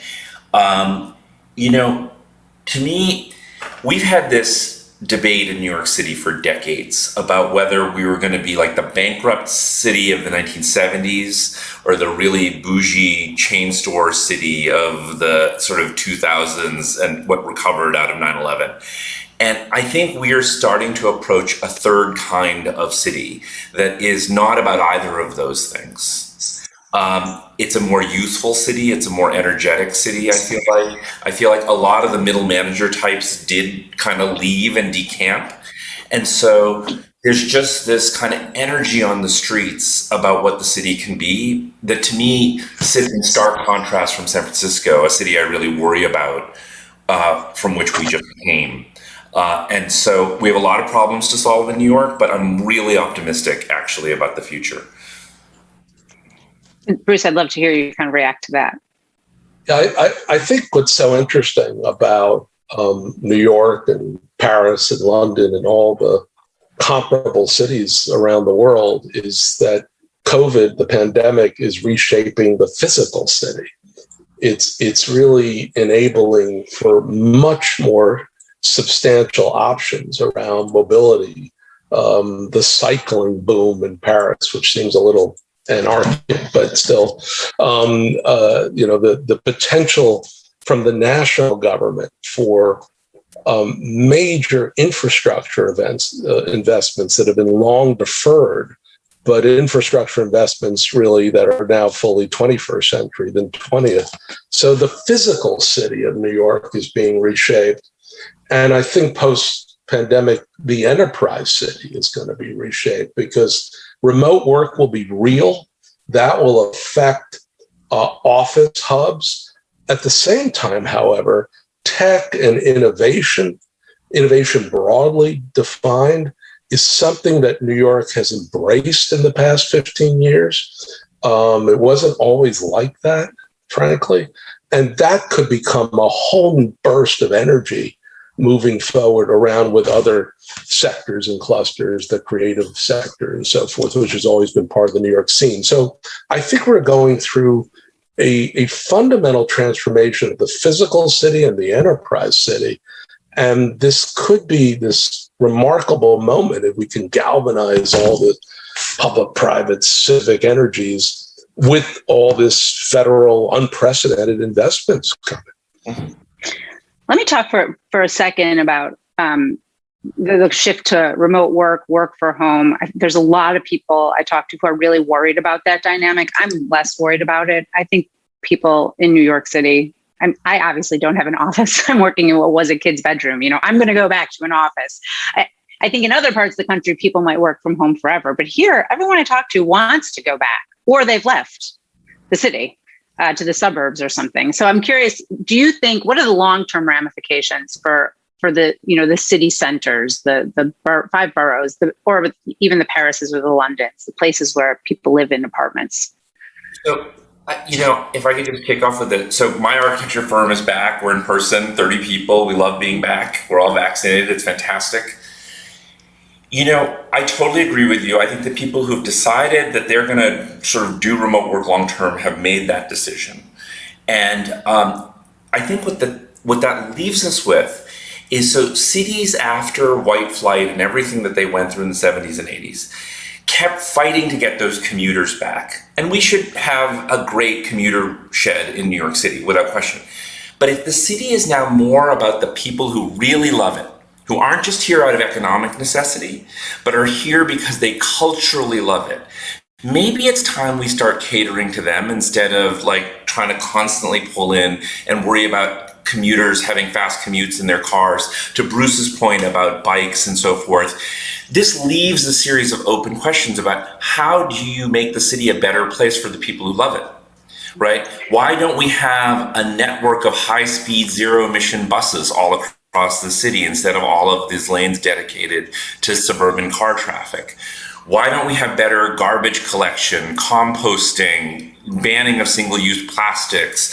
Why don't we have more affordable housing being built in parking lots that are there to serve suburban commuters, right? So there's this mind shift that I think needs, as a person who worked in government, there's a mind shift that needs to take place right now that is about focusing our energies on the people who live here, stuck with this place through the pandemic, want to be here, want to raise their kids here, want to grow old here, need healthcare, need housing, need transit. That is a mental shift that is different from the late 20th century. I love that. Bruce, one thing I would love to think about, Vishaan drew out some specific ideas. We've talked a lot about just if you get the cars off the street, or, make fewer cars on the road is a huge starting point. But I know you also spend a lot of time thinking about other cities internationally. And you hinted at that at the beginning already. And I would love to hear if there are specific things, ideas, stuff happening in other cities that you think we should be thinking about here in New York City to cater. I love that framing, to cater to the people who want to be here. Well, I think what's quite interesting with the Northern European cities in particular, because they're places that have tech outposts of every major tech firm in the United States. And I think their workers are basically saying, are you kidding me? Go remote? I mean, we view going to work like going to a park. I mean, this is about getting out into the community and not, we don't sit in these large American suburban homes. So there's like a revolt, I think, going on in some of the European cities, as they're getting messages from Dallas or Houston or San Francisco, hey, everyone stay home if you want. But I do think that the reality check for New York City is, because it's such a large commuter rail metro, with PATH and Metro North and LIRR, I think there is going to be this disruptive effect with office work for people coming in. I mean, if they can stay home 2 days a week, they will. It could potentially affect their town centers, their commercial corridors. They could change remarkably because of this 2 day a week at home, because people still want to get out. But for those living in New York, I completely agree with Vishaan. I mean, this should be a moment of a radical shift in both the physical city and the enterprise city. And Copenhagen, Amsterdam, to a lesser extent, some of the German cities, the Swedish cities, the Finnish cities, they're already there. They have very clear, purposeful, deliberate ways of getting to zero carbon emission, radically reducing our environmental footprint through transportation interventions, building interventions, power interventions. We are way behind this. And I think what the Biden administration is basically challenging the country to do and build back better is we're going to restructure the economy. We're going to move rapidly to a green energy transition, and we're going to make this economy work for everyone. Well, we're not quite ready for that, to tell you the truth. And most of the models come out of Northern Europe or of other portions of the world. So the US, which tends to be the most diverse and the most parochial place in the world simultaneously, is going to need to try to import from other places these more multidimensional, very well planned efforts to transform within the next 15 years. This needs to be urgent. And I think the pandemic gives it a sort of a catalyst, an accelerant, so that we can move, with really the speed that's necessary to deal with some of these existential crises now. I'm going to play devil's advocate for 1 second here because I'm a moderator, but I really love New York. I just have to say that before I say anything bad. Some people point out that New York's recovery might be hampered a bit because so much of the city's economy relies on tourism, and tourism really seems to be lagging, and probably, given just the nature of COVID, will continue to be kind of a lagging economic recovery data point. What do you say to that? Like, do we need to worry about that? Do we need to think about our economy in a way that doesn't rely so much on tourism? Julia, I was very involved in the early days of saving the High Line. And what everyone said, the entire real estate community was against us. And they said, people are going to get killed up there. No one's going to go up there. And the year before COVID, it had 6.5 million visitors. We never planned the High Line as a tourist attraction. The point I'm trying to make is, if you cater to the people who live here, if you make great parks and great transportation, tourists will come because people love being with other people who are joyful in their environment, right? Like, so you create a joyful environment and people are going to be attracted to that like moth to a flame. So we have Broadway, we have an enormous tourist infrastructure. I'm not worried about that long term. Obviously, air travel has to recover and so forth. But again, sometimes we did the wrong things to cater to tourism or commuters that wanted to feel safe. Like, I don't think you can talk about New York without talking about the future of policing. Because again, a lot of police constructs were around making people feel safe who are from out of town, as opposed to really thinking about the concerns of the local community. And I think there's a lot we could do with policing. Like when I was a city official, you had to live in New York City. The first responders got out of that clause. And so like a really simple thing would be police have to live in New York City. They have to live in the communities they police. And that's not an anti-police thing. I have a deep respect for NYPD. But when we talk about the tourist city or the suburban city, it often turns into the over-police city. And I just want to be really, really careful about that. I think those are really interesting points. I would differentiate between tourism and advanced tourism. Advanced tourism is basically seeing New York City as a node of really radical innovation in the world, because you have the talent. It's not really seen as a traditional tech hub, the way that we might think about, even a place like Pittsburgh with AI and robotics, or a place like Philly with genomics and gene and cell therapy and all this. But it is, and it's so large that those bits, some of which are actually manufacturing, if you go to the Brooklyn Navy Yard, you go to other portions of Brooklyn and beyond.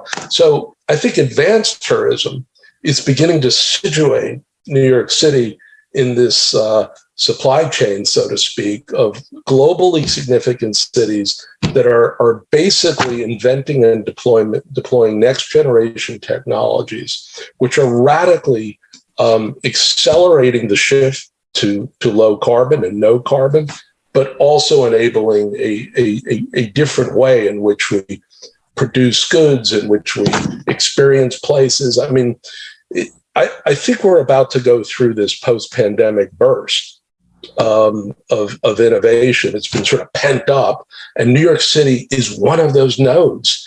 And whether it's not just the Europeans or Asians, the Latin Americans who really regard New York City as, it's not just Miami, it's really New York City is the place where you come, start a company, build a company, scale a company, and begin to think about it in global terms.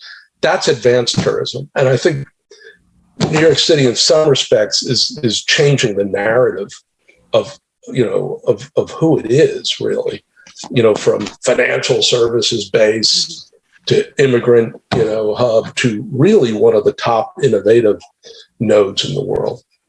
That's something I've spent much of my career working on, actually, that very issue. And so I'm going to weigh in for just 1 second, take my moderator prerogative here.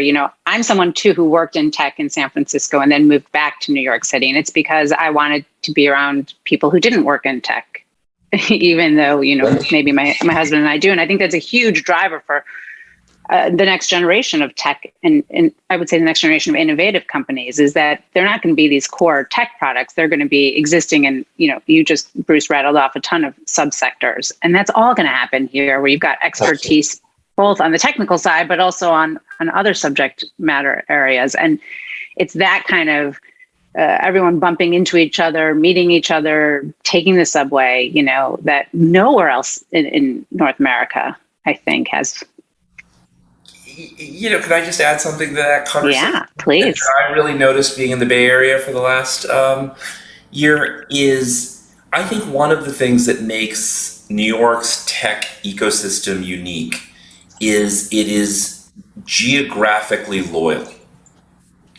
And I do not notice a lot of geographic loyalty in the Bay Area, which is why I worry about it. The fact that you could take your company and pick up and move to Austin or Miami because the taxes are lower or whatever.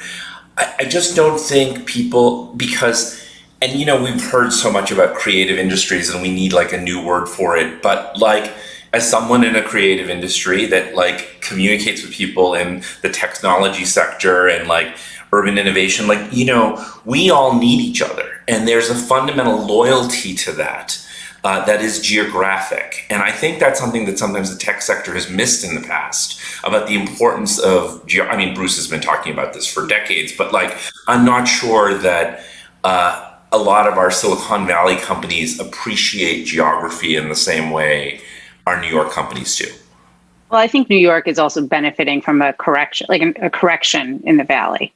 which is that for a while it felt like if you were in tech, you had to go there, and now you can kind of go wherever you want. And I think that that's all settling itself out. So people are leaving, they're coming here, and they're going to other places as well. And we're seeing that play out. But, the thing I've seen that's really interesting is that when I lived in the Valley, people were tech people first who lived in the Valley. But here, everyone's a New Yorker first who works in tech. And that just switching that dynamic, just switching that sentence makes a huge difference in how you think about the city around you.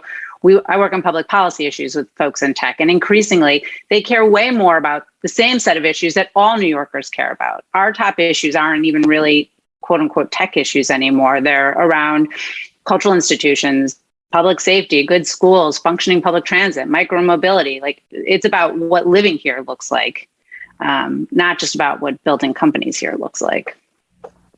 I'll just say one other thing about the post-pandemic world, because I do think climate and mitigating climate and adapting to climate is going to spur a whole new industries. And Amsterdam and Copenhagen and Hamburg, and they got this, right? They said, we are going to create a blue economy, or we're going to create a green economy because it's the right thing to do. But it's going to also enable us to have a resilient and sustainable economy for decades, because we're going to be so far ahead of everyone. I think New York City is one of those places on the transportation side, on the building side, on the power side, that basically has the ability to play and run, with the Europeans, with the Asians and beyond. And if you can basically commit to that, you'll have a segment of your economy prepared for the next 2 generations of growth. And I think this is a piece that'll be backed federally, huge amount of resources, but then ultimately will take off as a private sector engagement. If I may just riff off of that, because I totally agree with Bruce about all of that. I think the thing that differentiates New York from European cities is we are an enormous immigrant city, and we are a polyglot city. And so Copenhagen, which has been the nirvana for urban planners for way too long. I go there and everyone's white. I'm sorry. And I talk to people and I'm like, where are all your immigrants? And they sort of sheepishly look, well, there's some towns down the rail line and they're perfectly happy. Trust us. And I think if we're going to do what Bruce is talking about, we have to do it in a way that is fundamentally a New York immigrant-driven way of doing it. Absolutely. And that is both a huge challenge and a huge opportunity as far as I'm concerned. You have to housing. We have to rethink how we're building affordable housing in this country. It's not housing disruption in terms of some machine that's going to make modules. It's about policy on the ground, right? And different forms of housing that's cheaper to build, getting through the politics of it, because we cannot have an innovative city unless it is an equal opportunity city for immigrants. That is at the heart of it. And so as much as I love European cities, and I do think they're so ahead of us in so many ways, we have to figure out how to do all of this as an immigrant city. And that's our core strength, and it always will be. I totally agree. I think what we do is that we take their purpose and intentionality and, public led, and then we give it American chaos and American diversity.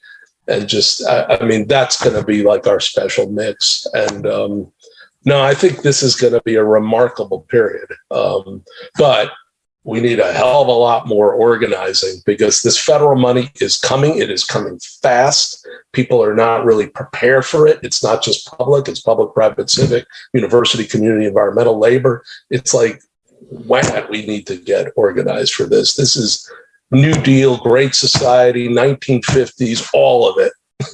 All of it in one shot. First of all, I would just like to bottle you two and have this conversation for hours. This is the energy and the optimism and the opportunity. It feels amazing to be in New York right now, and be talking about it with you two. We're about out of time. I'm going to have one last quick question for each of you. Obviously, as we spent the last 20, 25 minutes talking, there's so much opportunity right now that comes with many challenges, but so much opportunity. If you had to prioritize, what is the first subject matter area that the new administration should really dig into? Again, we know we love all of our babies, but we have to prioritize. Like, what should be out, January 1st, out the gate, number one. Vishaan, then Bruce. So when I think New York is a city of streets, and it is our core physical strength. And so whether you talk about the mobility issues that Bruce was talking about, bike networks, why don't we have zero emission buses and cabs and stuff? Get rid of as many private cars as you can. Retail. What is the future of the ground floors that surround our streets? Because there's still a lot of empty storefronts out there. Can it be social infrastructure? Can it be new forms of co-working? I think we need to think about our streets really holistically, not in a DOT kind of way, but in a true design kind of way. What are these places? Because they are the lifeblood, the arteries of New York City. It's what we all live here for. And I would really focus a huge garbage collection, homelessness. It's all about the streets. And so there's so many issues that swirl around the street. And I would really think about how new housing, all of that connects to the street. Yeah, I would just say that I will take Vishaan's, what should we do? And then I would just add, how does New York City do it? Because it's the what and the how. In Philly, we've created a Philly Equity Alliance, labor, business, universities, hospitals, to keep the eye on the prize. Whatever we're doing, whether it's infrastructure, whether it's innovation, whether it's human capital, whether it's housing, equity, inclusion at the forefront. And so I think, generally speaking, when we go through these disruptive periods, American cities create new kinds of institutions, new kinds of intermediaries, new kinds of networks. We did it in the New Deal. We did it in the 50s. We did it in the 60s. We need to do that again. And I think at a start, that I think will be the new mayor really beginning to galvanize the energies of the private and the philanthropic and the university sectors together towards some of the things that Vishaan has described.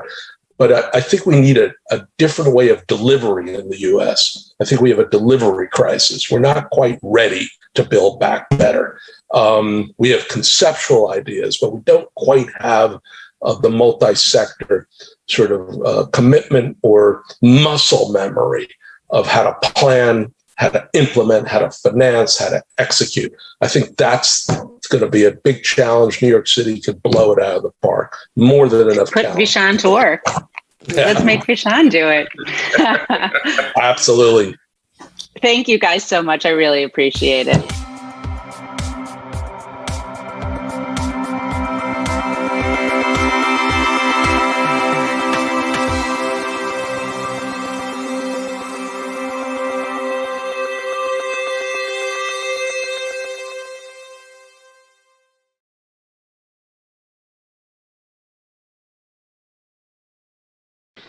I think the communities within the city are going to have to plan for themselves, as they're going to have to do many other things for themselves. This is among the kinds of things they're going to have to take from authority and give the authority to themselves and use it. But there have to be safeguards. A community within a city, any community, can become a tyranny too. There hasn't been much attention paid to this because I think very few people have really thought seriously about power to the people, power to the neighborhood, power to the community. If you do think seriously about it, you have to think of ways to prevent these from becoming tyrannies too. In the neighborhood I lived in New York here, the West Village, we had a rule. We still have the rule. And it's our fundamental ground rule. We call it the sparrow principle.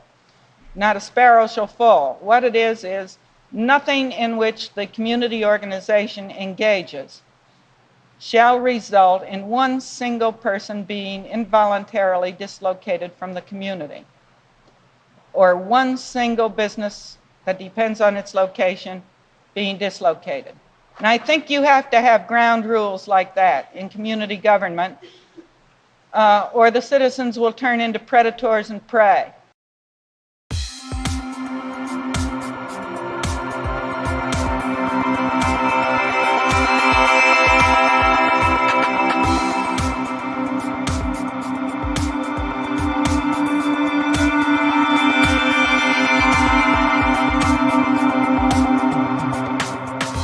Hi, I'm Rana Faruhar, author and Financial Times global business columnist. I had the privilege recently to write a piece about Jane Jacobs and her view of New York City.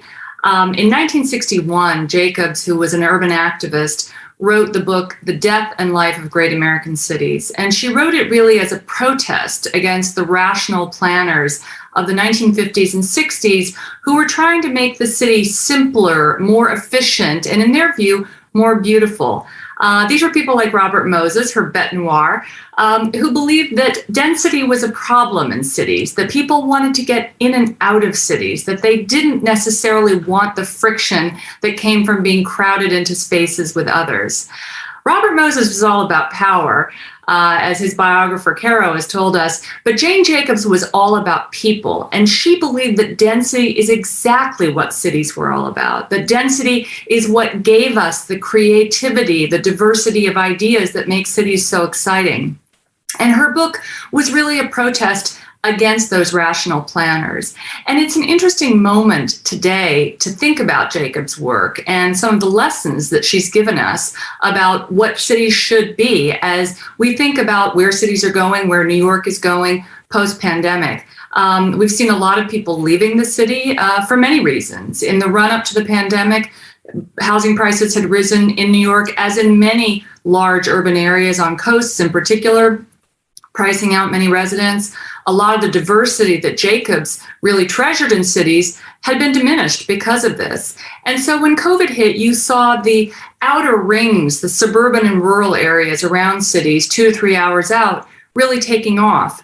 But you also saw some interesting micro divergences in what was happening in cities themselves. And one of the fascinating things that I think Jacobs absolutely would have predicted is that in New York City, the areas that had become most extreme, the areas with the big iconic skyscrapers, the expensive office buildings, luxury restaurants, and not much else, these were the areas that fell on hard times. These are the areas that are going to have a hard time recovering. And indeed, you can see that in terms of the commercial leases that are open and the way in which certain parts of Manhattan in particular have really been hollowed out. But there are parts of the city, Brooklyn, where I live, Queens, the outer boroughs, that have really begun to thrive. And in particular, neighborhoods that offer this sort of mixed use paradigm that Jacobs really loved. The idea of being able to live and work and play within 15 minutes of your home.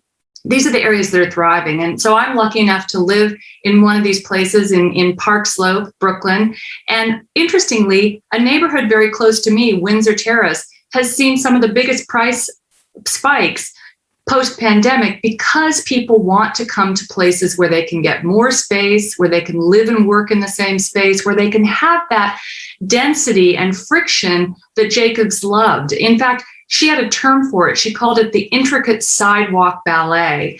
Walking down the sidewalk, running into the shopkeeper, seeing your neighbors, being able to walk to work or take your child to school on the block as I do, and be able to afford property. These were the things that Jacobs really wanted.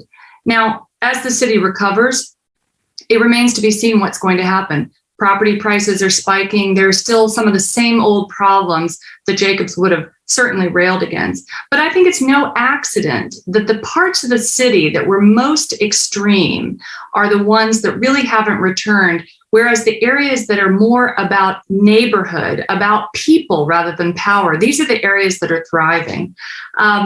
New York may no longer be a luxury good, as our former mayor Michael Bloomberg would have called it at its heyday. But I think in some ways it's become more heterodox, and it may indeed become more livable post-pandemic, and that's certainly my hope.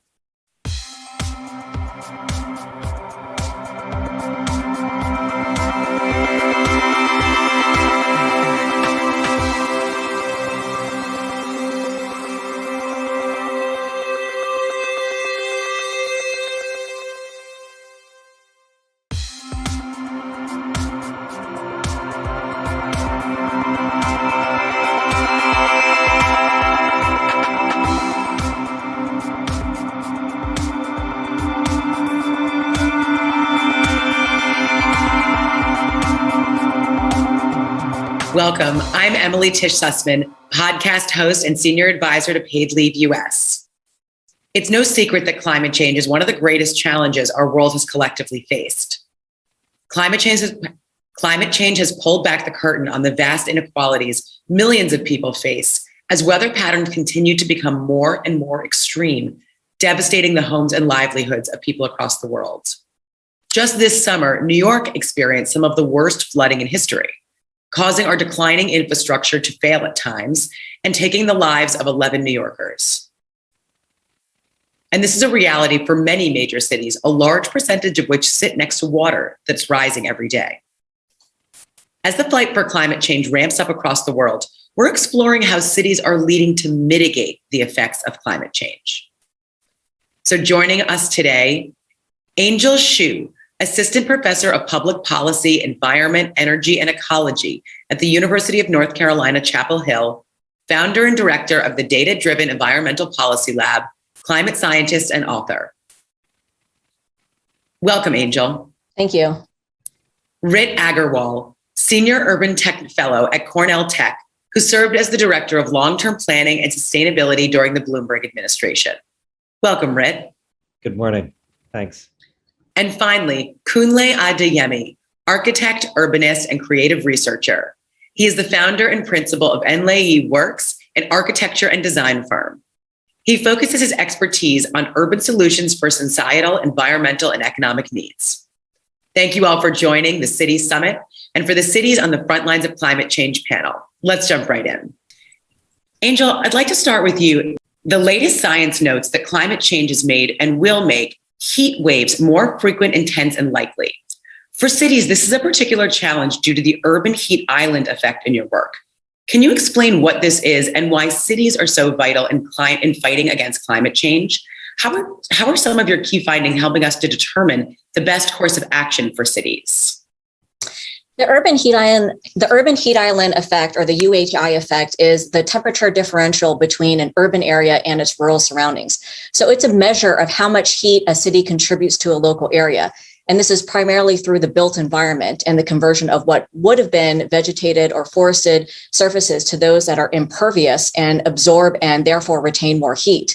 So heat waves then are even more dangerous to cities because this UHI effect intensifies them and makes the density of people living there even more vulnerable to health effects associated with heat waves. That can include dehydration, dizziness, for example, and in worst case scenario, stroke and other types of diseases.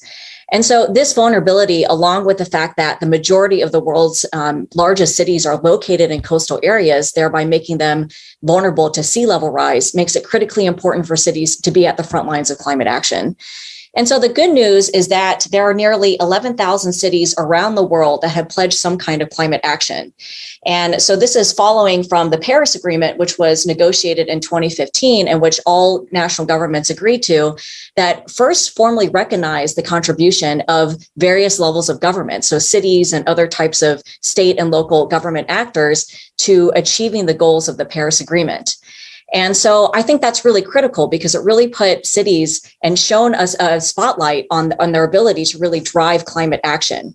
And so many of these cities are not just pledging to reduce their emissions footprint, but in some cases now we're seeing that they're actually pledging to decarbonize or to reach net zero by 2050, which is what the science tells us we need to achieve if we have any hope of containing global temperature rise above 1.5 degrees Celsius. And so that's the level at which we may start to see some of the irreversible effects of climate change. And so what these cities are doing, and we've looked at thousands of different city action plans to analyze the themes and what areas they're tackling, what areas they're not tackling, how are they actually implementing policies to achieve their ambitious goals. And so they're looking at implementing building codes and standards, green building standards, for example. They're working with utility companies to green the electricity supply. They're also increasing building efficiency through lighting and retrofits, and they're working to increase public transit for citizens.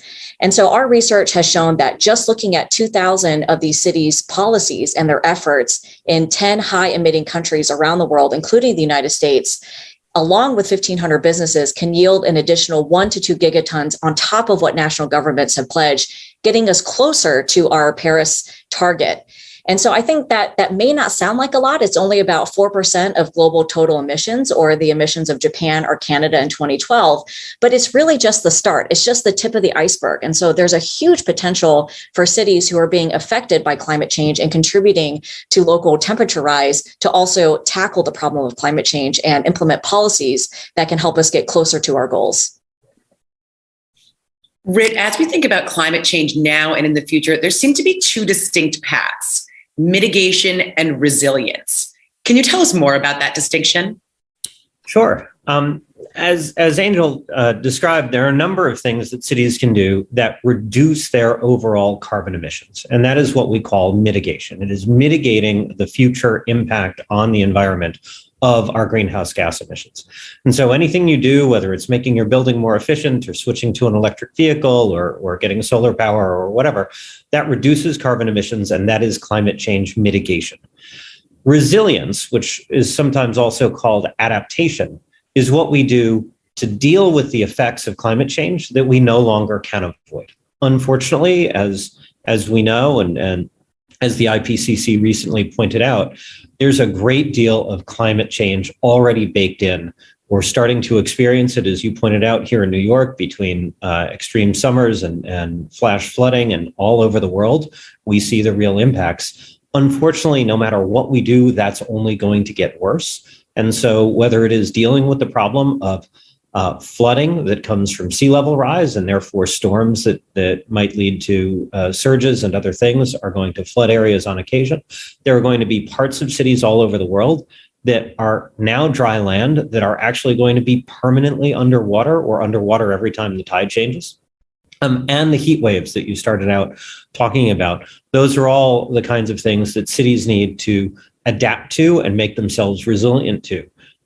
There are a number of things that cities can do on those scores. One, in terms of the urban heat island effect, for example, you can paint roofs white, you can paint pavements white, you can put more greenery in your cities, whether it's trees or grass or swales along the sidewalk or green roofs. All of that contributes to reducing the urban heat island effect and reducing the impact of heat waves. You can deal with flooding in a number of ways, whether it's hardening infrastructure and protecting against flooding, whether it's raising critical infrastructure. There was a big push after Hurricane Sandy here in New York to start getting buildings to elevate electrical equipment out of the basements that are prone to flooding, that can make a building uninhabitable if its electrical equipment gets flooded, and put that above ground. And the reality is we have to think differently about what we build in flood-prone areas. There are buildings that have to be built that are currently not necessarily in a flood zone, that have to be designed as if they were, so that there are ground floors that can survive flooding on occasion and things like that. And then the reality is there are probably neighborhoods around the world that are not sustainable because they are going to be permanently inundated. And some cities might be able to afford to elevate them permanently. But in fact, the smarter answer is that in some cases, we're going to have to think about strategic retreat. Now, Kunle, Rit touched on this, but most major cities sit on a major waterway and as a result are more susceptible to flooding. So how can cities be more thoughtful as they look to build environments that are sustainable and adaptable to our rapidly changing climate? I think one of the most important impact of climate change to cities by waterfronts is flooding, as we've seen and heard more recently in New York. One of the important strategies that we think would really help in mitigation and resilience is actually developing cities that live by water and live with water instead of fighting. And by that, what we mean is creating environments, creating infrastructure, creating buildings that actually are built within larger urban fabrics and waterways, increasing the real estate of water within our city fabrics.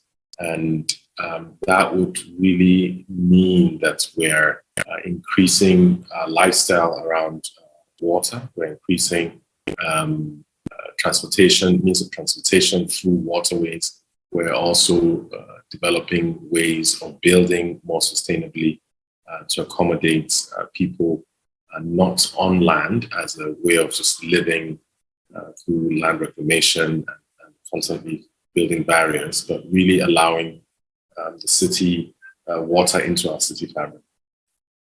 Angel, there's no question that climate change has a disproportionate impact on low-income communities, communities of color, and the global South. Can you talk about these inequalities and how cities might mitigate that effect? This is a really great question, Emily, because on one hand, we've seen that cities are drivers of economic growth. And so I've seen some statistics that say that cities are responsible for something like 85% of global GDP.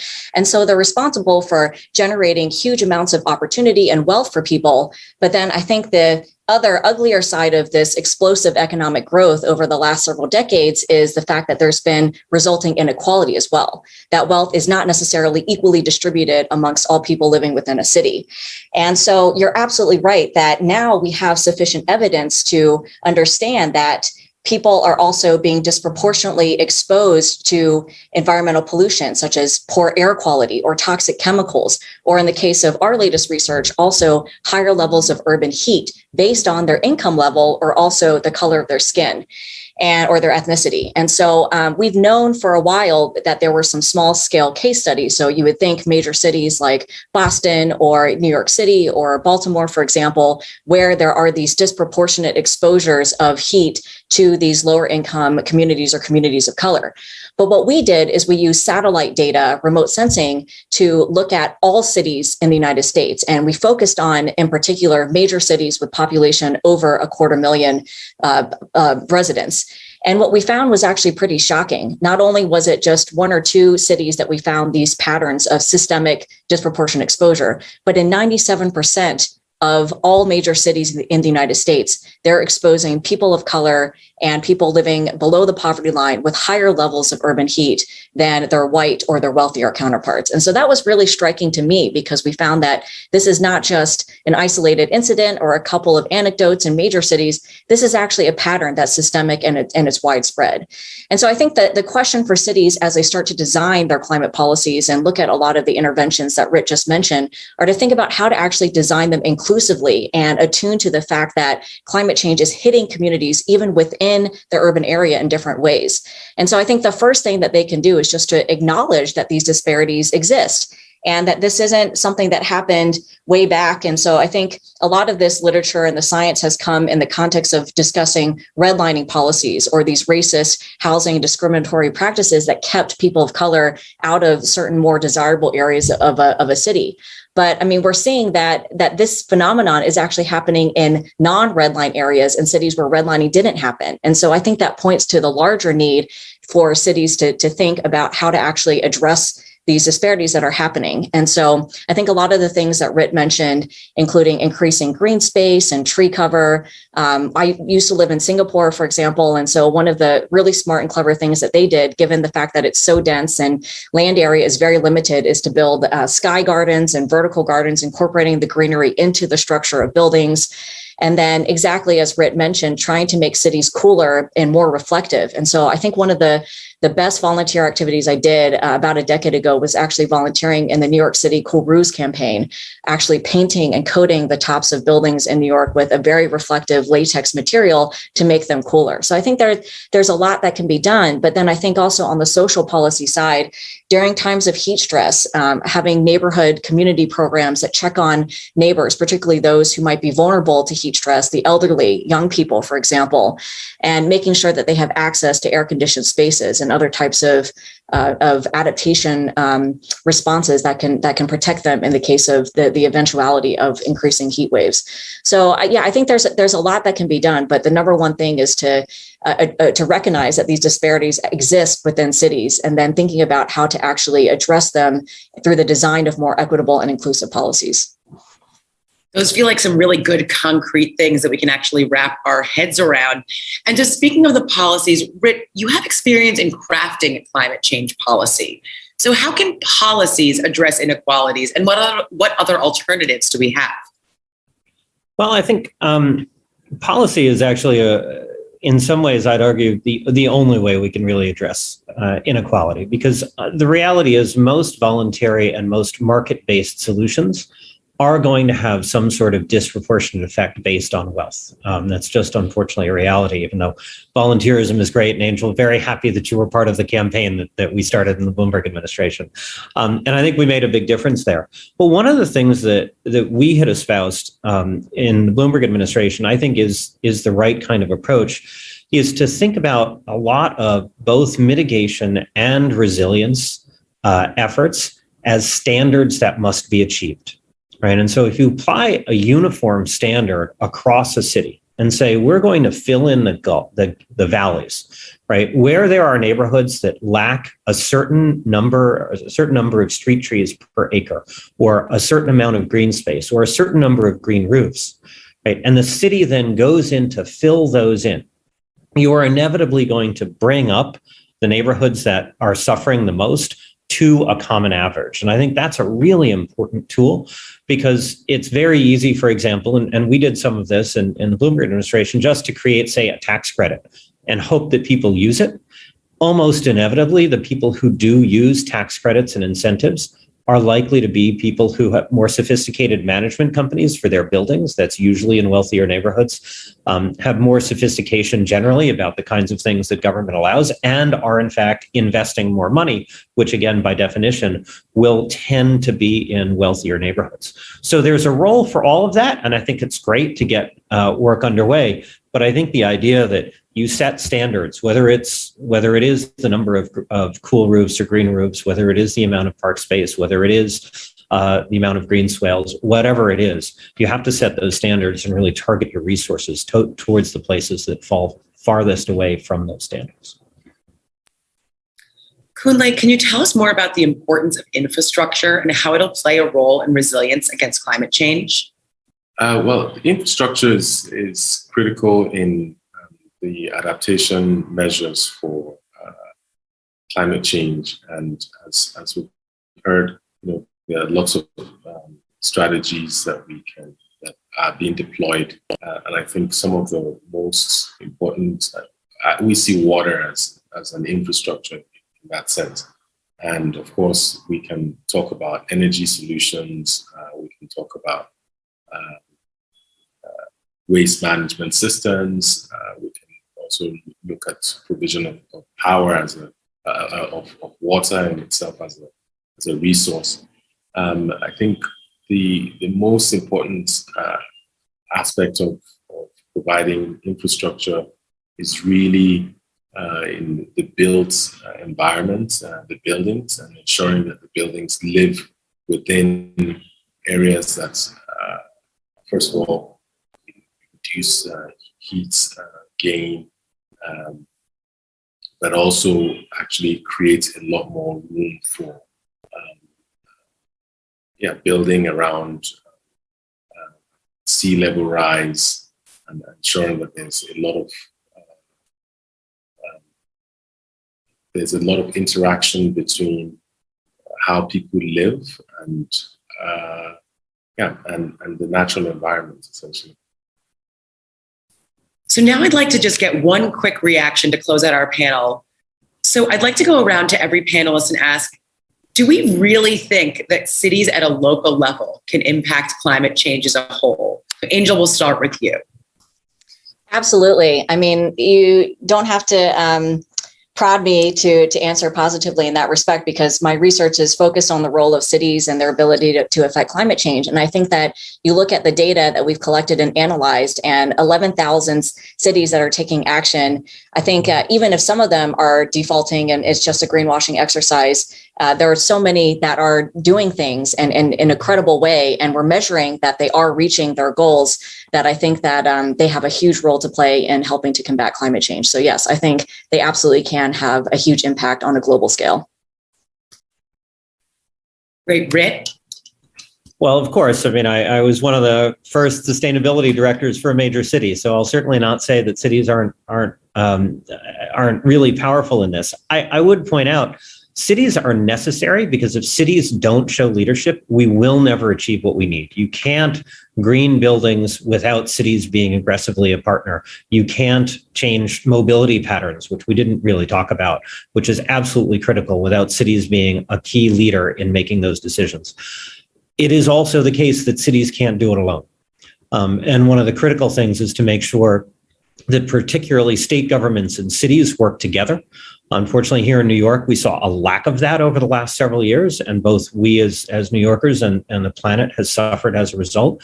But at the end of the day, cities and states have to work together because they have different powers that are complementary, and neither can do as much individually as they can together.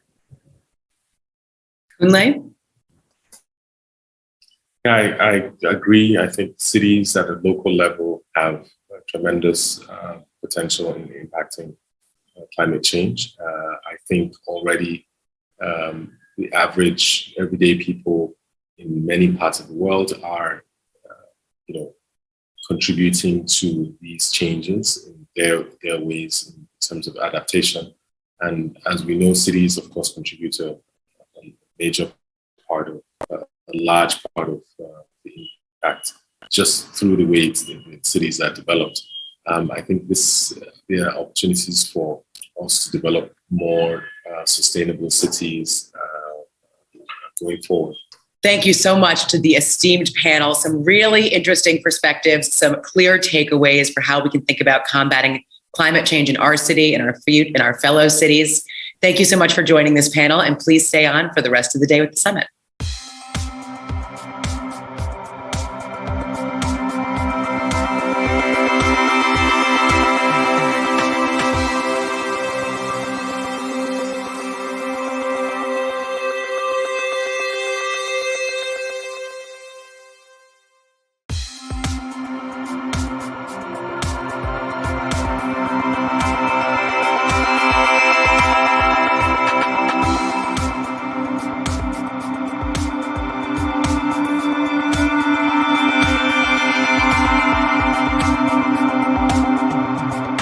Hi, my name is Jennifer Rittner. I use she, her pronouns, and I'm really delighted to be here with Ifeoma Ebo and Jose Ortiz Jr.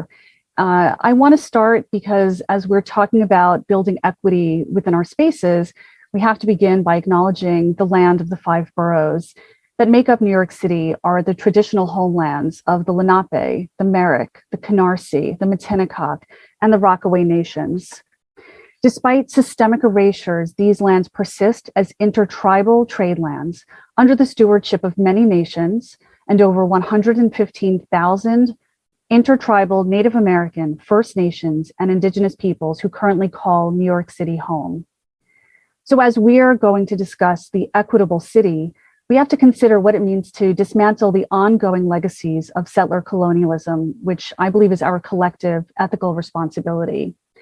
And in addition, the 3 of us here today, and many who I hope are with us virtually, have to acknowledge those of us who are here because our ancestors were brought here against their free will, and whose tremendous cultural, economic, and technological contributions continue to be the legacy we all carry.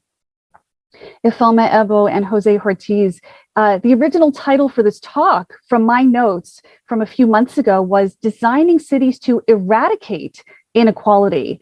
And I was really struck by the power of that word, eradication, which, like abolition, is in fact more concise and demands more urgency than what I think we ended up with, which is fairer living.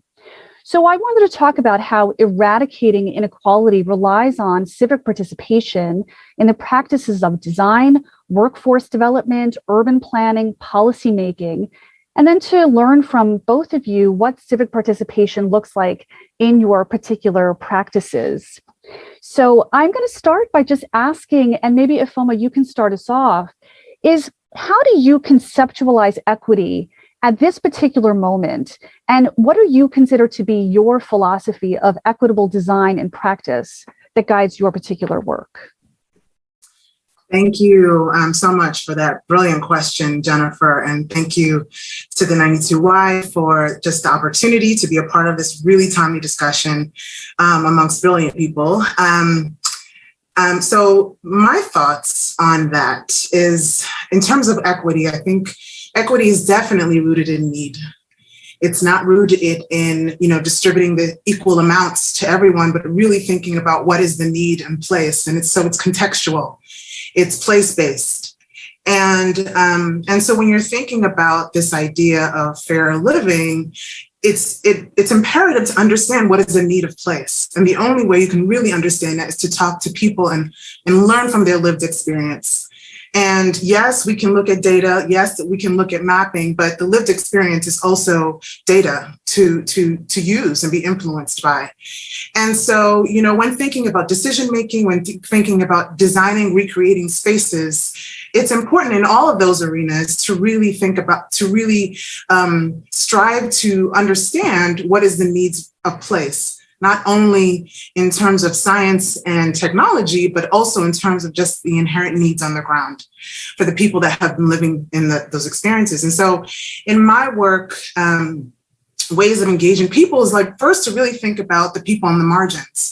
Who are the people that don't have the loudest voices, who perhaps have not been brought to the table in decision making, and who perhaps have been historically marginalized and haven't had a space to really amplify their voice. And that is really, I think, a starting point, because once you really address the issues of the most vulnerable, those who have not had a voice, you're really creating great spaces for everyone. And that's just in a context of just myself as an architect and planner. But, when you're really striving to address the needs of those that are most vulnerable, you really address the needs of everyone. Yeah, I'm really struck by your calling up the most vulnerable and how important it is for us to see that the lived experience is a part of one's expertise that will inform what equitable practices look like. Jose, what does that look like for you? How do you contextualize it? Yeah, I couldn't agree more with the statements. And first off, again, thank you to 92Y for inviting me to participate here with you both. When it comes to our work specifically at NYC ETC, which is the New York City Employment and Training Coalition, we specialize primarily in workforce and economic development.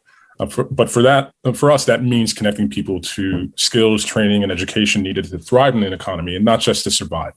And when we say thrive, that boosts not just their household, but also their communities and our shared economy and space and cities. Everything is connected.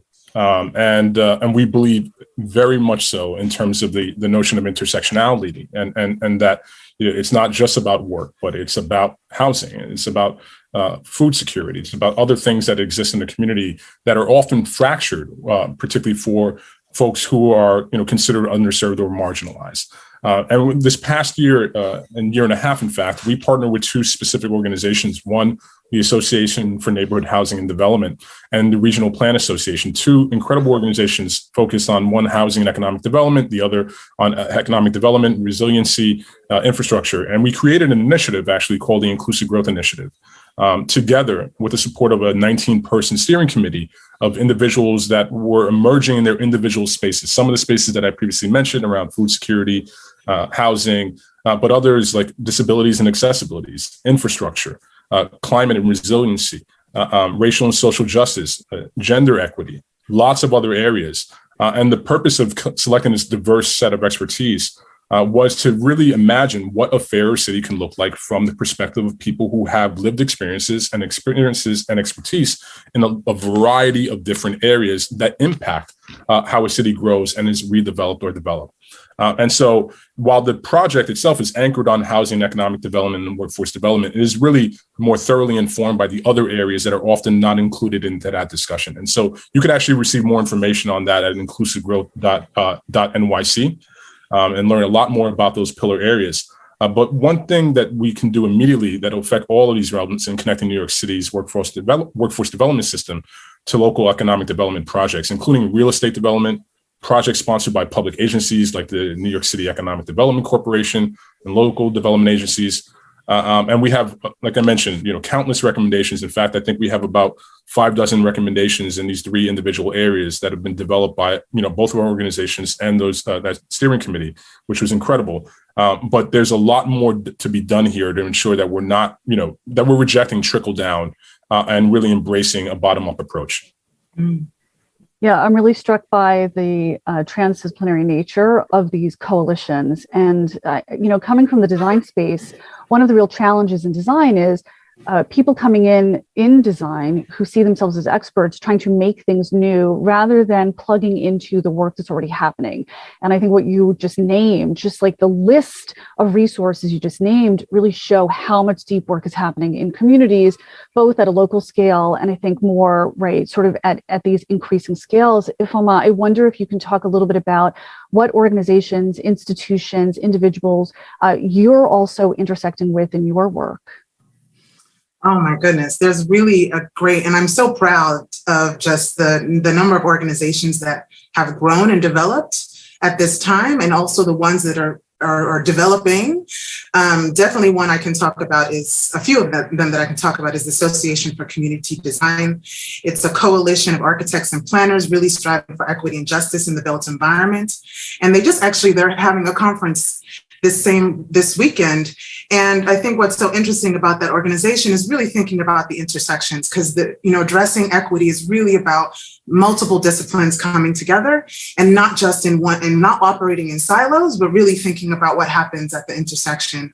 That's one. Another is Dark Matter University, which is an organization that's really trying to influence academia and what we're learning as architects and planners in academia, so that we can also change and decolonize the education that we're getting in academia to really strive for what are solutions towards equity, what are solutions towards justice in the built environment. There's the Design as Protest organization started by Brian Lee that also brings together a coalition of designers to also just collaborate on projects that strive for equity and justice in the built environment. There's just a myriad. There's the Black Space Urbanist Collective, which is based in New York City. That's a coalition of Black urbanists and architects, and also striving for equity and justice in the built environment. So I think what this moment right now has done is it hasn't fully started new organizations, but I think it's really charged organizations and opened the doors for opportunities where people who have been doing this work can really get the support that they need to take it to the next level. And I'm really proud of the work that many of my fellow BIPOC architects and planners have been doing in this space. Oh, so many questions that I want to follow up with, and I don't want to lose any of them. I wonder if we can talk a little bit about, maybe I'm getting ahead of myself here, but based on all of the work you're already doing, what is your ask of the colleagues who are not actually thinking as deeply about equity, are continuing to build, but are not plugging into these other institutional projects? Ifeoma, let me start with you, and then I'll jump right to Jose.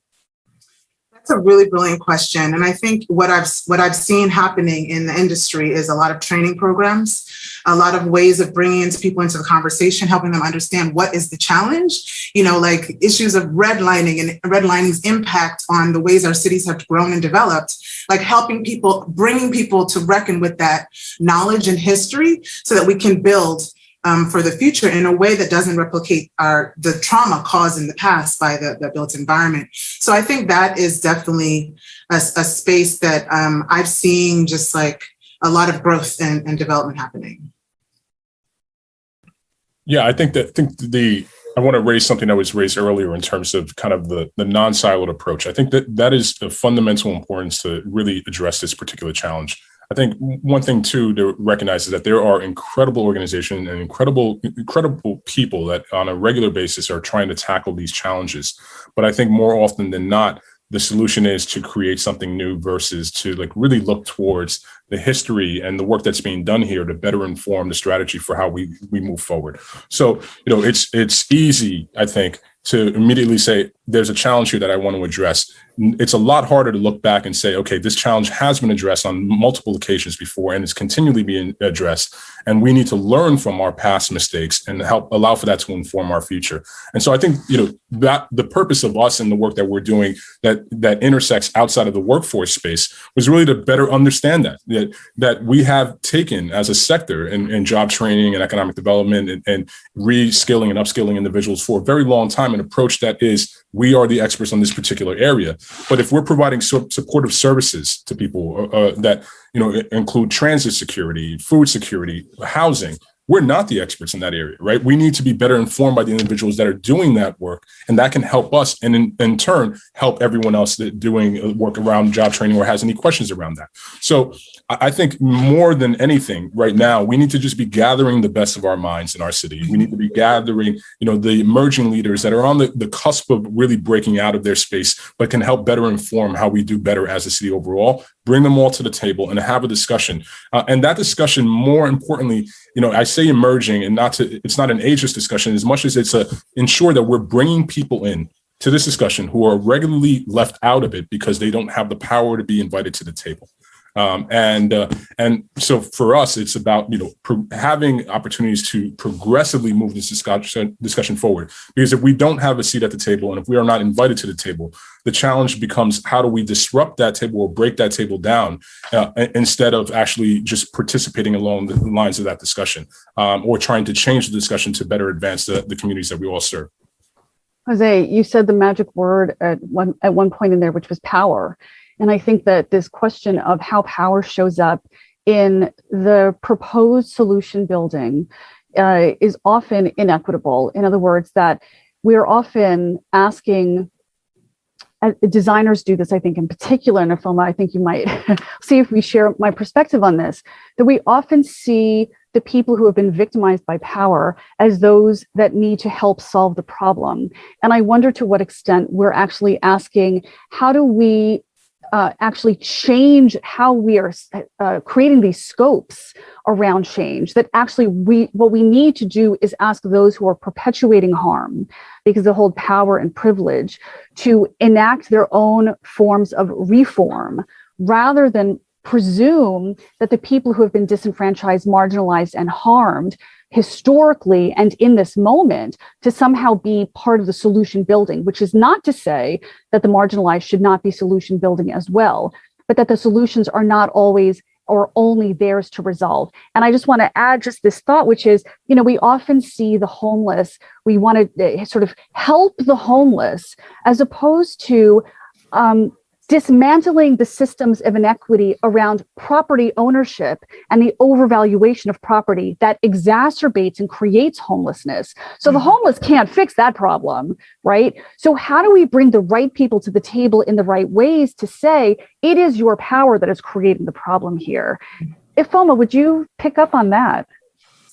Man, you've brought just so many wonderful points to the conversation. I'm just like, which ones do I connect to? But no, absolutely. I'm so glad that, the concept of power has come into this conversation, because it's so intricately linked with property and property relations, and just the ways in which property has been weaponized against communities. And yes, so there needs to be this space of reckoning of just that, and just legitimizing that happened, and that it is continuing to happen. And I think also, another aspect, I worked for the Mayor's Office of Criminal Justice, and we had this initiative called Neighborhood Set, where we would bring residents to the head of the table. Actually, they would be responsible for creating policy documents that then get read to representatives from different government agencies. And so these policy documents express their explanation of the challenge from their lived experience, what they have been experiencing, and some strategies that they're offering that they can co-create or even hold government accountable for implementing. And in that space is where there's acknowledgement, and in that space, there's conversation and dialogue.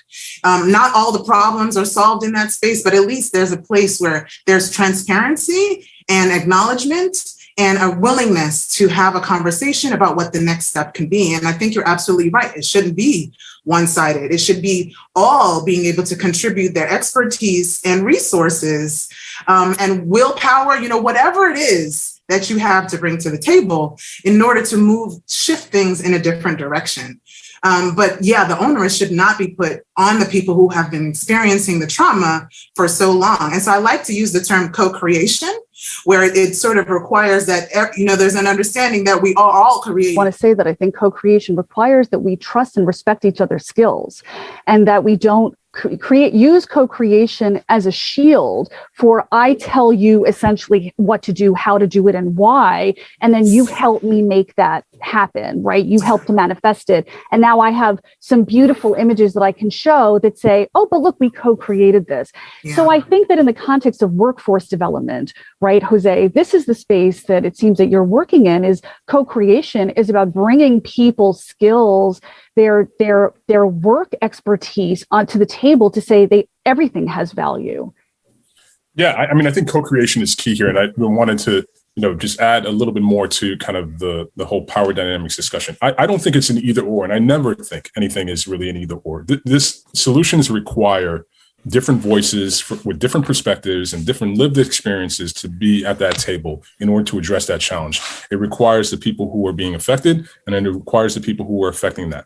And without that, you end up finding a solution to the challenge for a particular portion of the population that will, in the end, be the only voice that's representing that particular change. And the other side of it is left to then fend that off and fight that off in the future.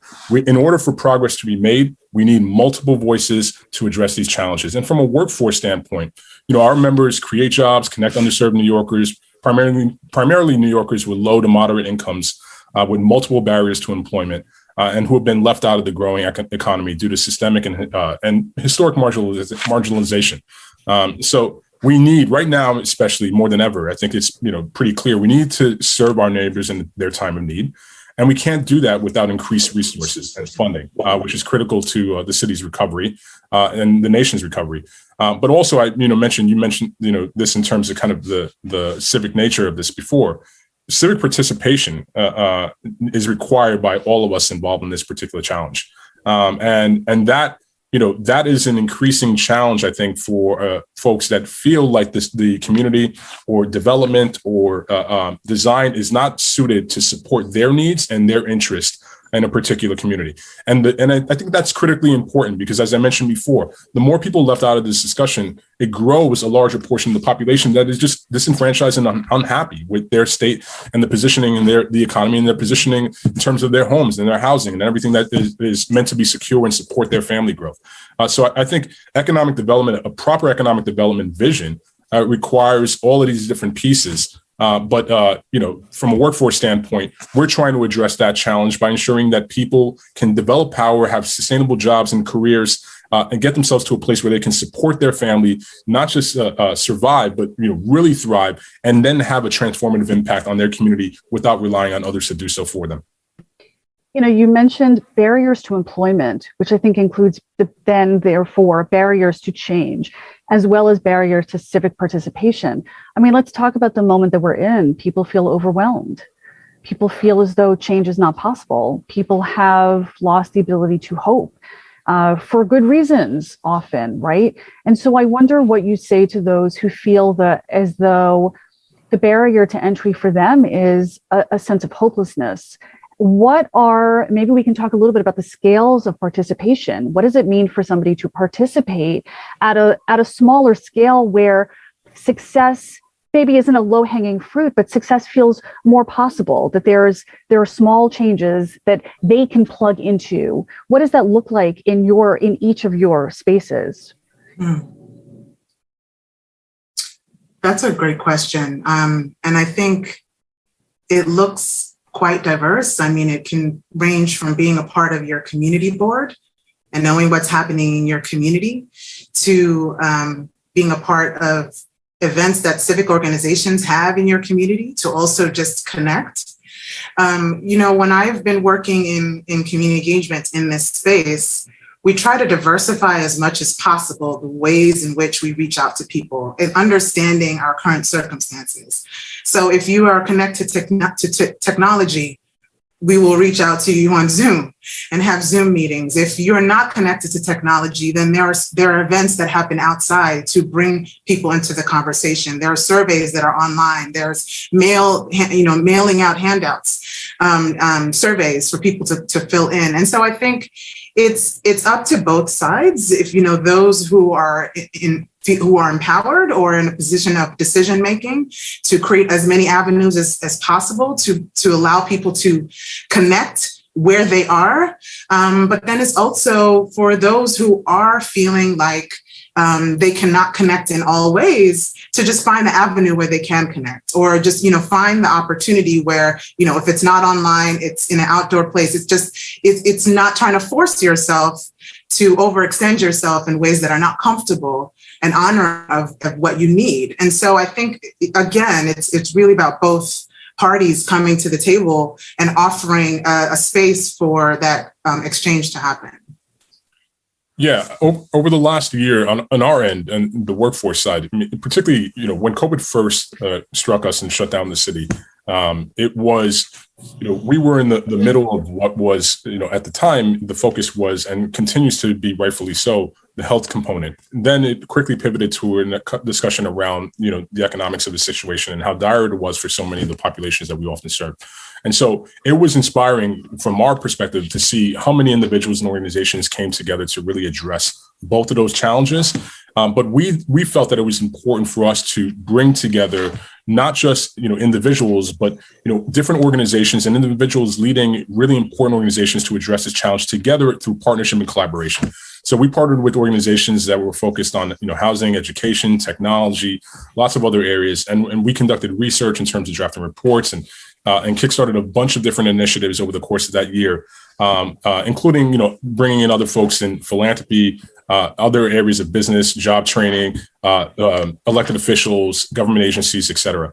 And in the process of doing that, we came together with a number of different recommendations that we felt that would help to kind of kickstart the discussion around how to get people back to work, but not just to get people back to work in the way it was, right? Really building back better became the terminology that we're all using and we've heard at a national level. We're really thinking about, it wasn't just about getting people back into the jobs that existed. We needed to think about, real growth. Look at the job quality that it was an issue beforehand and would continue to be an issue. We recognize that, when it comes to economic downturns, the populations that we serve the most usually do not benefit from the growth that usually occurs immediately following that. So we wanted to address that challenge head on and take a non-siloed approach to that discussion. But additionally, we held, and this is an opportunity that our members often participate on a regular basis, but we opened up our discussions so that everyone could be civically engaged. We didn't require our membership to be a part of it. We opened it up to partners, to friends, folks that were just interested in addressing this challenge around the future of work. And so we hosted discussions with 10 mayoral candidates, including the leading candidates right now who will be up for election in the next couple of weeks.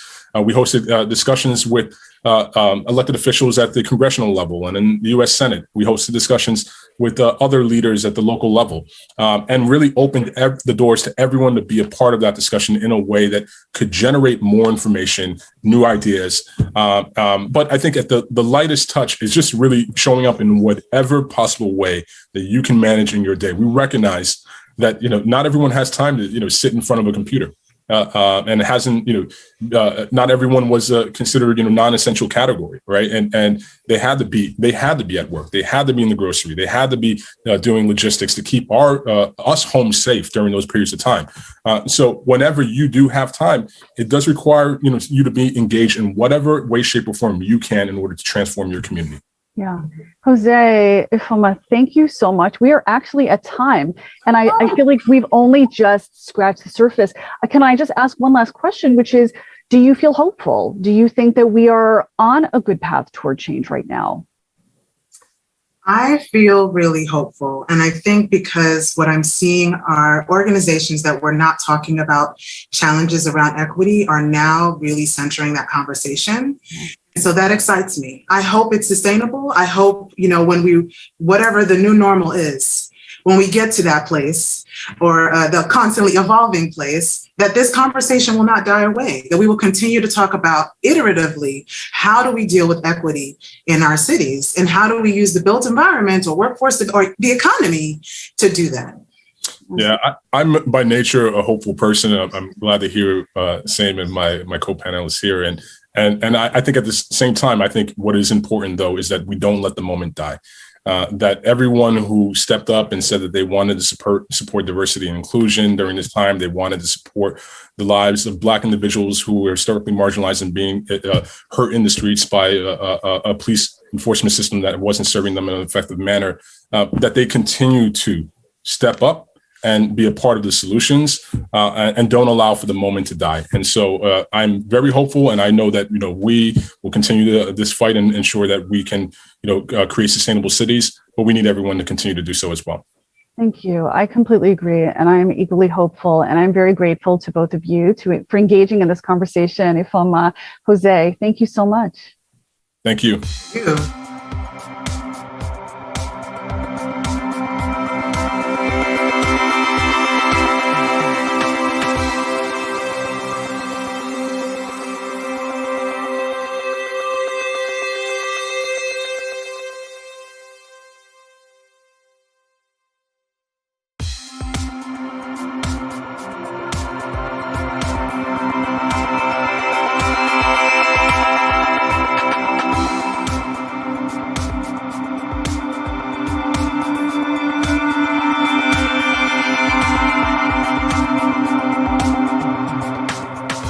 Hi, everyone.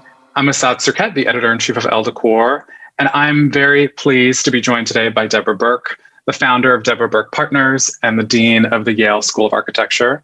Deborah, thank you for joining me today. My pleasure, Asad.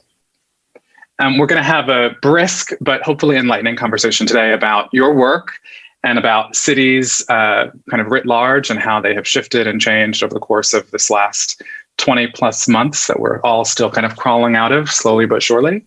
And I wanted to start with your practice and hear a bit about how your practices work and your own perspective and maybe approach has shifted over this volatile period.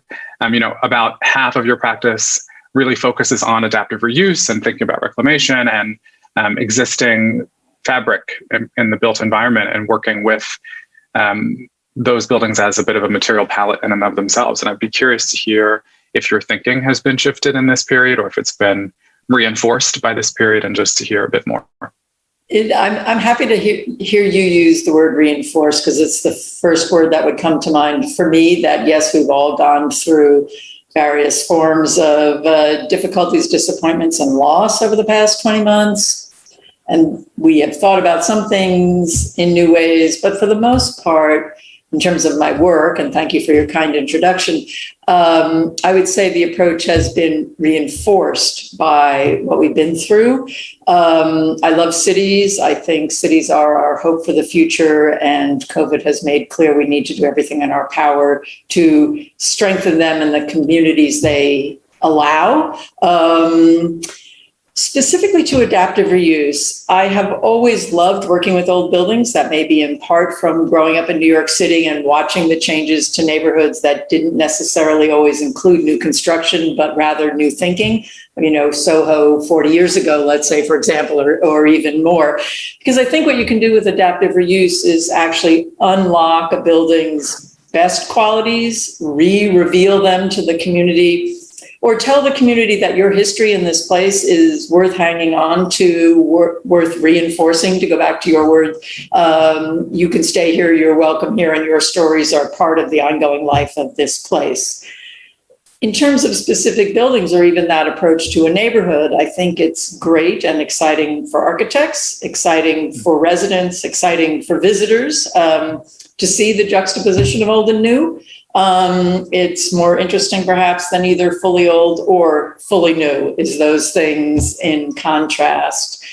And, while I referred to New York, and it is my home and where I was born, I think that reusing, rethinking old buildings and old places, particularly in smaller, less prosperous cities, actually can contribute to a sense of pride and a strengthening of community. So not just here, but in cities across the country, we've worked hard to find new life for old buildings. Mm.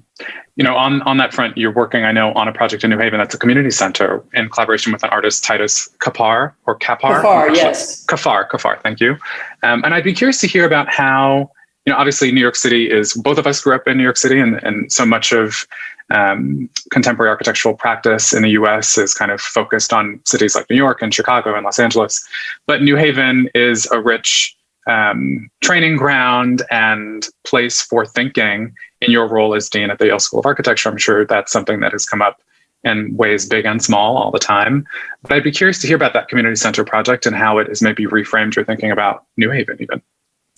Happy to talk about it. Titus Kaphar, as you know, and probably many of today's listeners know, is an extraordinary artist, Black man, studied at Yale, but whose work, both his individual paintings about the Black experience in the United States, the relationship between that and our history and how our history has been celebrated, you know, in grand portraits of Jefferson and Washington, or in the work he's done in collaboration with Dwayne Betts on people who are currently in prison, the poet Dwayne Betts. I say all that in sort of a pre-description to what Titus decided to do in New Haven, which was to make it's both part community center, but even more so an artist residency where you could go live and work in a community of artists and get support and instruction, not instruction in how to be an artist, but instruction in how to be a professional,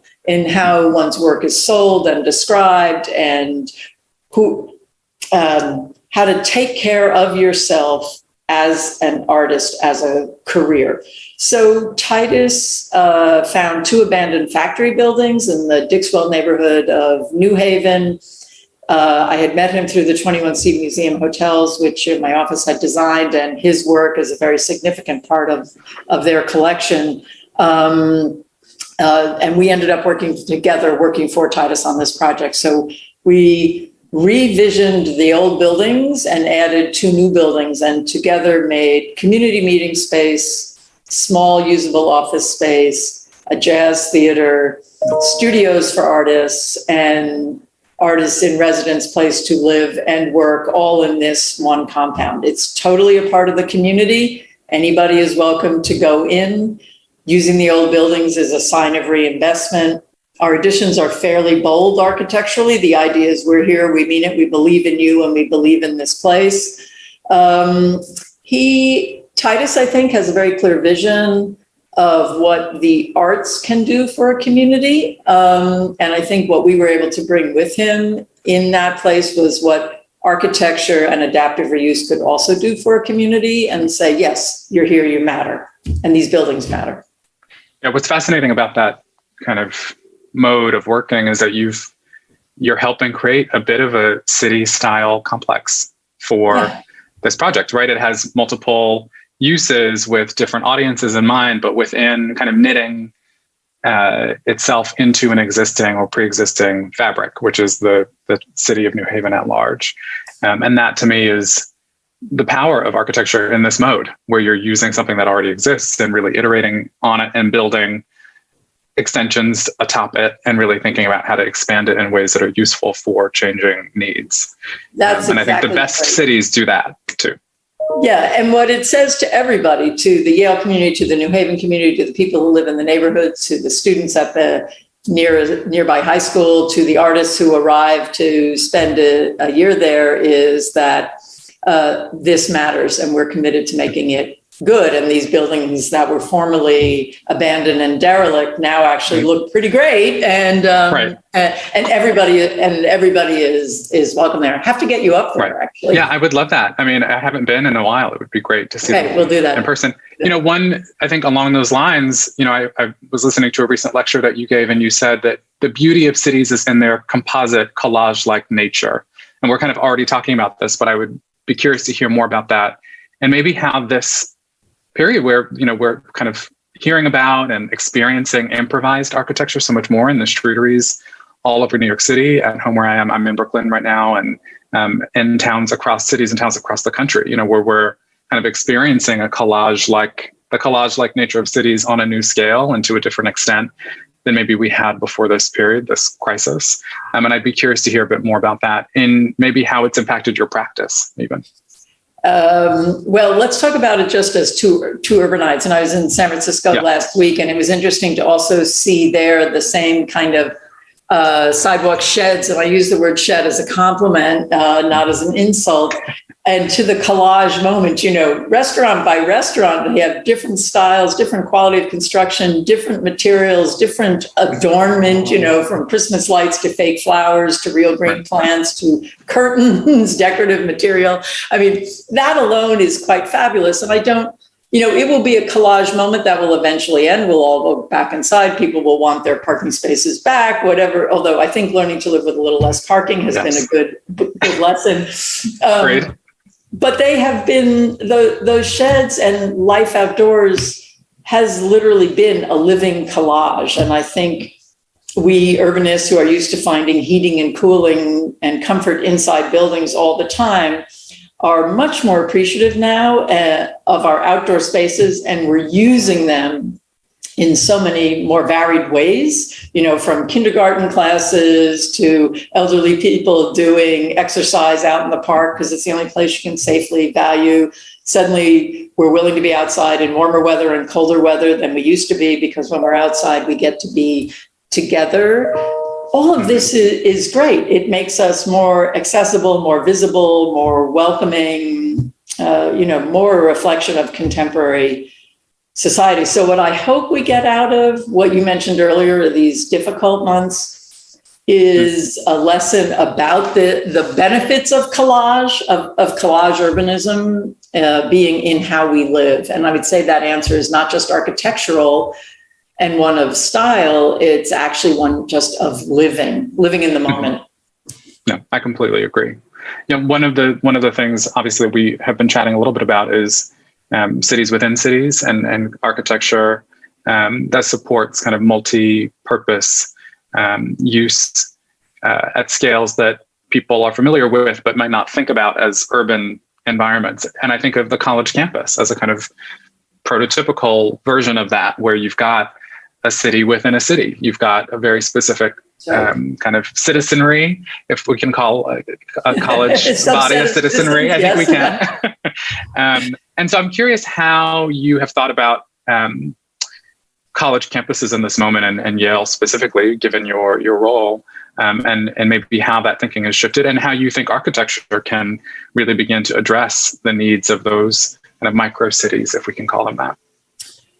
You ask a rich and complex question, because I think if you look back, the model of the campus within the city was something with a wall around it.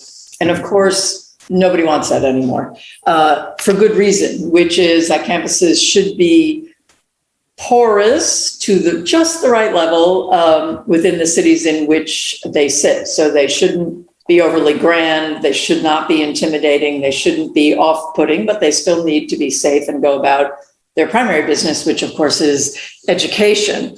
So I think you could see that from the old Columbia to how their new arts campus to the north, which is much more penetrable by the city around it, or how NYU exists around Washington Square, or in New Haven's case, how parts of Yale are sort of closed off. It is mostly where the people live, and the rest of the campus is quite well integrated into the city on Science Hill. There are parks and gardens people can walk in, or the sides of academic buildings defining public streets, and with tables outside for people to sit and have lunch, like they're currently doing at Yale's Art Gallery, its art museum. I would say what we've been doing in our work on campuses as architects is to design flexible spaces that students can make their own. So in a way, the model in the city is the same as the model for the students. Don't be overly prescriptive. Let people invent what it is they want to do. So you're not making generic spaces, but kind of open-ended spaces. Creativity is possible. Messiness, I would say, in a positive way, is possible and encouraged. Probable even. Probable, yeah, desirable. Exactly. A little bit of skateboarding is not a terrible thing, So I think colleges and universities are a wonderful component of cities. In fact, when you get to be as old as I am, and you're years from that, Assad, but when you start to think about where you might go, you think, I want to go someplace where there's a college or a university, because there will be music, there will be art, there will be lectures, there will be a diverse and interesting community. So that's welcome in cities. And I think as campuses begin to reflect that urban porosity that we all agree is desirable, they only get better as they become even more part of the city in which they live.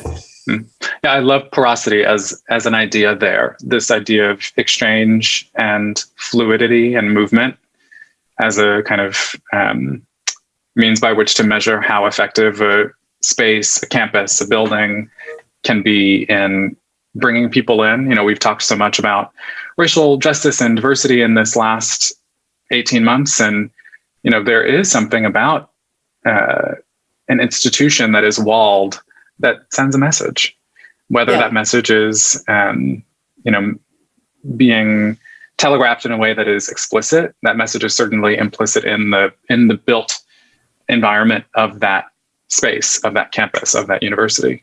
And so I find that, you know, this moment where we've all kind of embraced at least the conversations about diversity is a really great moment to interrogate how we foster real conversations that become more than conversation, but become action, become exactly. I look forward to those actions becoming more constant and explicit, but the conversation, which came out of the many pains of the last 20 months, has certainly been a good start. And as our universities begin to embrace what they're already seeing going on around them, streets are changing, public spaces being enhanced, the indoor-outdoor private-public lines are being blurred and perhaps becoming more gray in a positive way, not hard lines between access and no access. All of that will be good lessons we take out of the past 18 months. For sure. I mean, we've chatted a little bit about this, but what about the built environment has excited you most as an educator, as a practicing architect in this last 18 months, 20 months? And where do you hope that things will go? We've talked a little bit about maybe moving away from giving so much public space to cars, for example. Right. I'm curious to hear a bit more about that. You know, at the very beginning of this conversation, you said what has changed and what has been reinforced. And I would say what I've been reminded of is that some of architecture's basic principles, not just pre-COVID, but forever in the best possible way, connection to daylight for everybody, fresh air for everybody, outdoor spaces for gathering, protected spaces for gathering, buildings that are, I wouldn't dare to use the word beautiful because that's presumptuous. We all might have different ideas of beauty, but buildings that you want to look at and you're happy to walk past each day just as a citizen of the world. All of those things, I think we have been reminded matter more than ever. And we need to, as we build or rebuild or find potential in old places and old buildings, as well as new opportunities within our cities, not forget how much we learned during this time that all that stuff matters, like it really matters. Throw open that window, enjoy that ray of sunshine. Everybody should get to do that. Well, I think that's a great note on which to end. And thank you so much for joining me today for this chat. And thank you so much to the folks at the 92nd Street Y for inviting both of us to have a conversation about cities which we so both believe in and want to see thrive, because, you know, we know that cities have so much to teach us, and how people have adapted in this moment and made their built environment reflect what we need in a time of emergency. That's right, what we all need. So thank you, Assad. That was a real pleasure. Thank you. Bye-bye. Bye.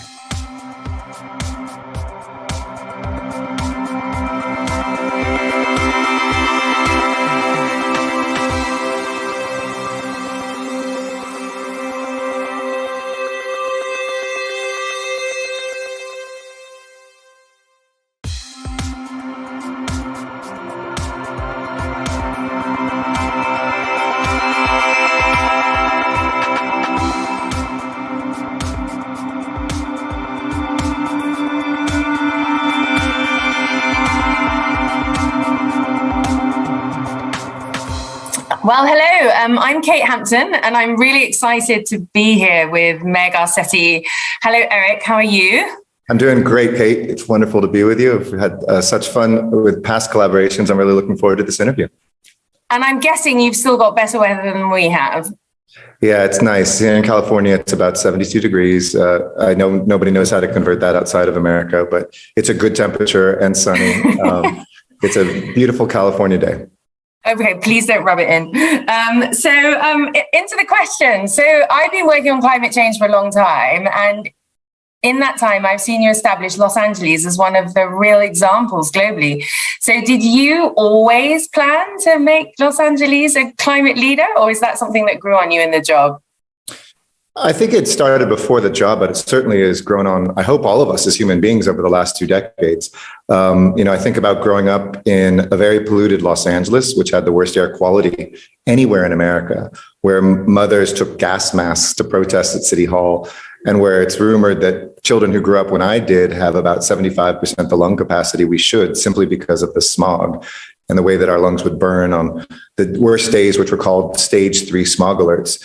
And I grew up at the intersection of 2 freeways, more or less, with a cancer cluster on my street, even with my family that who knows, but could be related to that pollution. So I think it was those ingredients were very personal about the impact of the environment. But then in college, I took a class with somebody named Wallace Broker. And I'll confess to you, Professor Broker's class, I was told was one of the easier science requirements. So in order to fulfill my science requirement, I took a class called The Design and Maintenance of a Habitable Planet. The same year that the United Nations put out its first science report on global climate change. And it was Professor Broker who came up with the term global warming. And I think, looking back, the seeds that he planted, it was a wonderful course. It was mostly about how the earth had been formed and about geology. But the last part was about the human impact.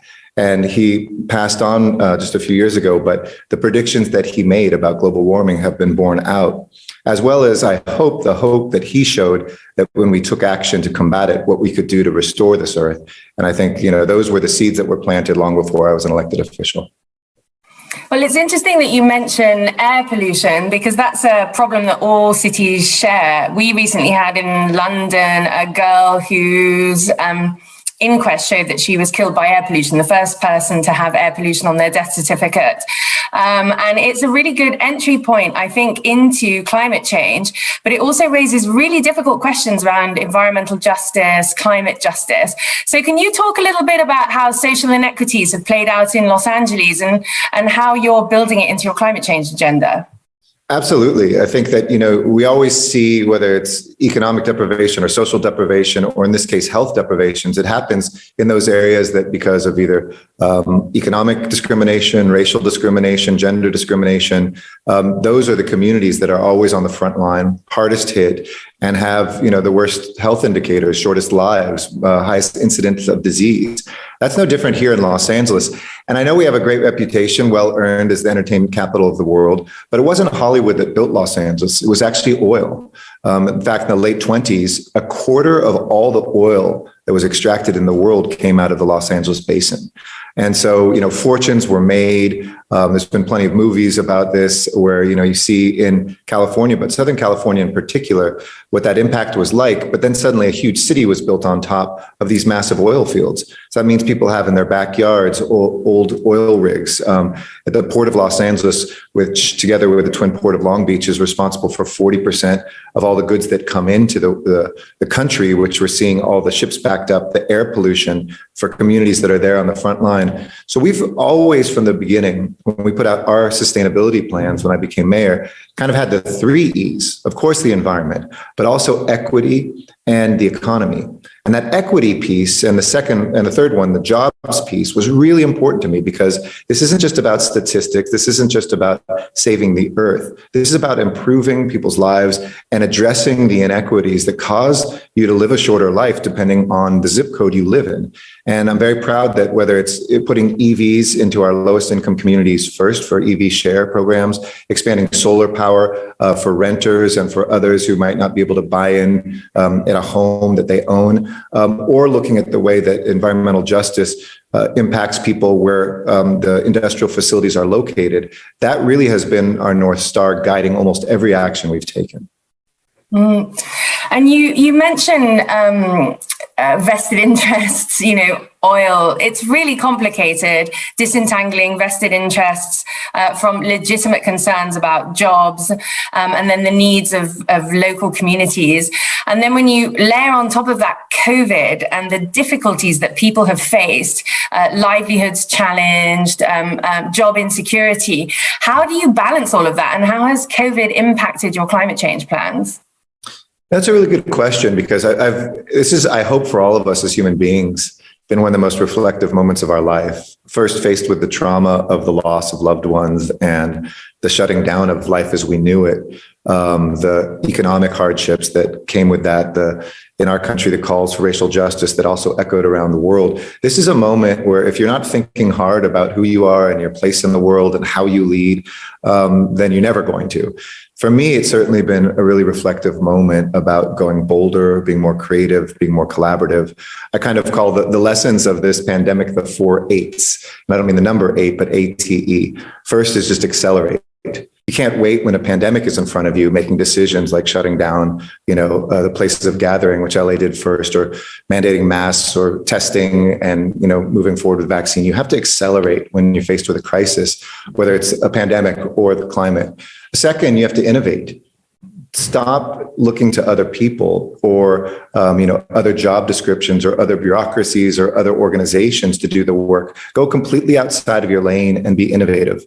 The city of LA didn't have a public health department. That's something that our county of Los Angeles has.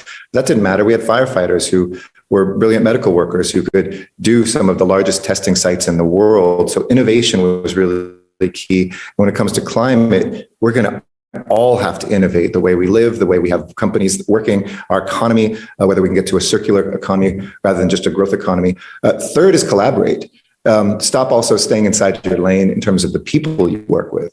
So find your partners everywhere. Young people are crying out for action, but we haven't given them a lot of bridges on how to empower them for action. So their voices are mostly critical ones right now because they're not empowered in enough cities. So whether it's a youth, mayor's climate council that I have that advises me and actually is empowered to make decisions, or whether you're looking at, non-traditional organizations that are maybe racial justice organizations that haven't focused on climate, bringing them in, collaborate. And then I think the fourth thing that I learned from this year is communicate. During the pandemic, I had a nightly address on all of our channels every night just to explain what this disease was, what the coronavirus was, why we were making decisions. There's not a lot of good translators about climate change right now. They're either complete experts or they're people who are like, I don't get this until it floods my community. And there aren't people in between doing the hard work of kind of being explainers in chief, of building a narrative of how we can go from desperation to progress. And so I hope that all of us are kind of changing how we lead. We're a lot less formal. We're more frictionless with everything we do. And we're maybe a little bit less arrogant about leading. And instead now we're about building and bringing others in while we don't ask for permission. You mentioned a few things here that have triggered a bunch of questions for me. I'll come back to the question about youth soon, because I know it's a passion that you and I share, engaging young people in climate action. But you mentioned something about communication. And we've seen with COVID and with climate change that scientific literacy and how you communicate to the public is a really, really crucial point in terms of keeping people safe and how people evaluate risks and how they engage with science in public discourse. Can you share with me what you think the key elements are to really communicating? Huge complexity, and you mentioned desperation. Sometimes these things are so overwhelming. So going into COP26, what's your advice to other leaders about getting those difficult messages across, but maintaining some level of hope? I would say make it personal and make it human rather than statistical. I think people who specialize in things, whether they're wonderful advocates calling on governments to reduce CO2 by this many tons a year, percentages, most human beings don't think that way. Those are critical roles. We need those experts. We need those discussions at a high level. But like you said earlier, people understand pollution. Polluted air, whether it was Los Angeles in the 1950s or Beijing when the US Embassy in Beijing began to share what the air quality was, and then Chinese citizens who were there in Beijing began to call on their government and other cities to clean up the air. it personalizes it because we all can relate to things that are about our community. Keep it local. Don't just talk about, the flooding happening someplace else, but whether it's migration flows, whether it's extreme weather, drought, fires, really tailor it to what's happening so that people can say, oh yeah, I've seen that and I've felt that. And third, I would say be urgent but humble. I think so often the more arrogant we are, the fewer people will work on this. The more humble we are about this, the more we realize that this is something for the entire tribe to do. The human tribe has to figure this out together. There has to be a place for everyone. And yes, there should be strident attacks where there's inaction, but we also have to convince 100% of human beings in 100% of the places that we live to deal with 100% of this climate if this is going to be successful and maximized. So it's not about being right or wrong. It's not about necessarily what people did last year or didn't do. It's about engaging people to make the change tomorrow and then the day after that and the day after that, something more each time. In LA, we've tried to translate it also to something that people can wrap their head around to understand that it's the 5 zeros. Zero emission electricity, zero emission transportation, zero carbon buildings, zero wasted water, and zero waste. So people can go from the recycling to the drought to, the building I live in and what I'm going to make sure it's, how the power is coming in there, the way I move around the city and where my electricity comes from. That begins to give people a game plan to plug in, no pun intended, however they can best. And coming back to this question of young people, I mean, it is indeed an everyone, everywhere now problem. Everybody needs to get engaged with climate change. But there are a lot of young people going into COP26 thinking, look, you've been having these UN summits for a long time. I myself have been going to them for nearly 30 years. What's it really amounting to? Can we trust corporations? Can we trust political leaders? So you've had some direct experience. You've had a youth advisory council in your own city. How have you given those young people a sense of agency, because they have so much to offer, but they may not have the experience, the technical capability. So how do you find a real role for them that's meaningful, that's not tokenistic? Well, and I'd love to hear your input on that. I know you're asking me the questions, but after I finish, chime in too, because you've been such a great leader in engaging young people in countries around the world. And it's been what some of the joy of the last year is being with you as we listen to young people, because they come up with the answers even better than whatever I could come up with myself. But I would say two things. I would say what big change has happened does come from these convenings, and they're critically important. Don't just dismiss them. The big jumps that have happened, even though they haven't jumped far enough, but they're pretty dramatic when you look back 10, 20 years ago, or even the way we dealt with the ozone. Those can come from the world community coming together, the civic society, civil society pressuring leaders and making sure that there's positive outcome. But second, I would say don't fetishize the national level or even your city level. Focus on what you do control. A city is only made up of the millions of people who live there. A nation is made up of all the local municipalities. When President Trump made moves to withdraw from the Paris Climate Accords, the only country in the world that was doing that, I didn't cry in a corner. I picked up the phone and started calling local community leaders, other mayors. And we went from, a dozen to 24 to 50 to 100 to over 500 cities led by Democrats, yes, but also Republicans and independent mayors who said, if he's getting out of Paris, we're in. And we kept up the pace of meeting our Paris climate accords by ignoring Washington instead of fetishizing Washington. So my message would also be, what can you control? And remember, a country, a nation is made up of you too, not just those so-called leaders. But I'd be curious what you've seen that works too.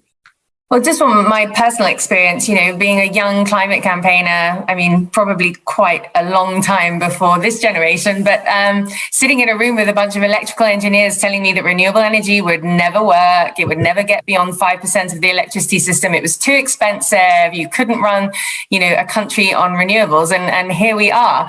And I was right and they were wrong. And I think we have to embrace the vision that young people have, because they can see things differently. They're not as constrained, and as you go through life you see more barriers.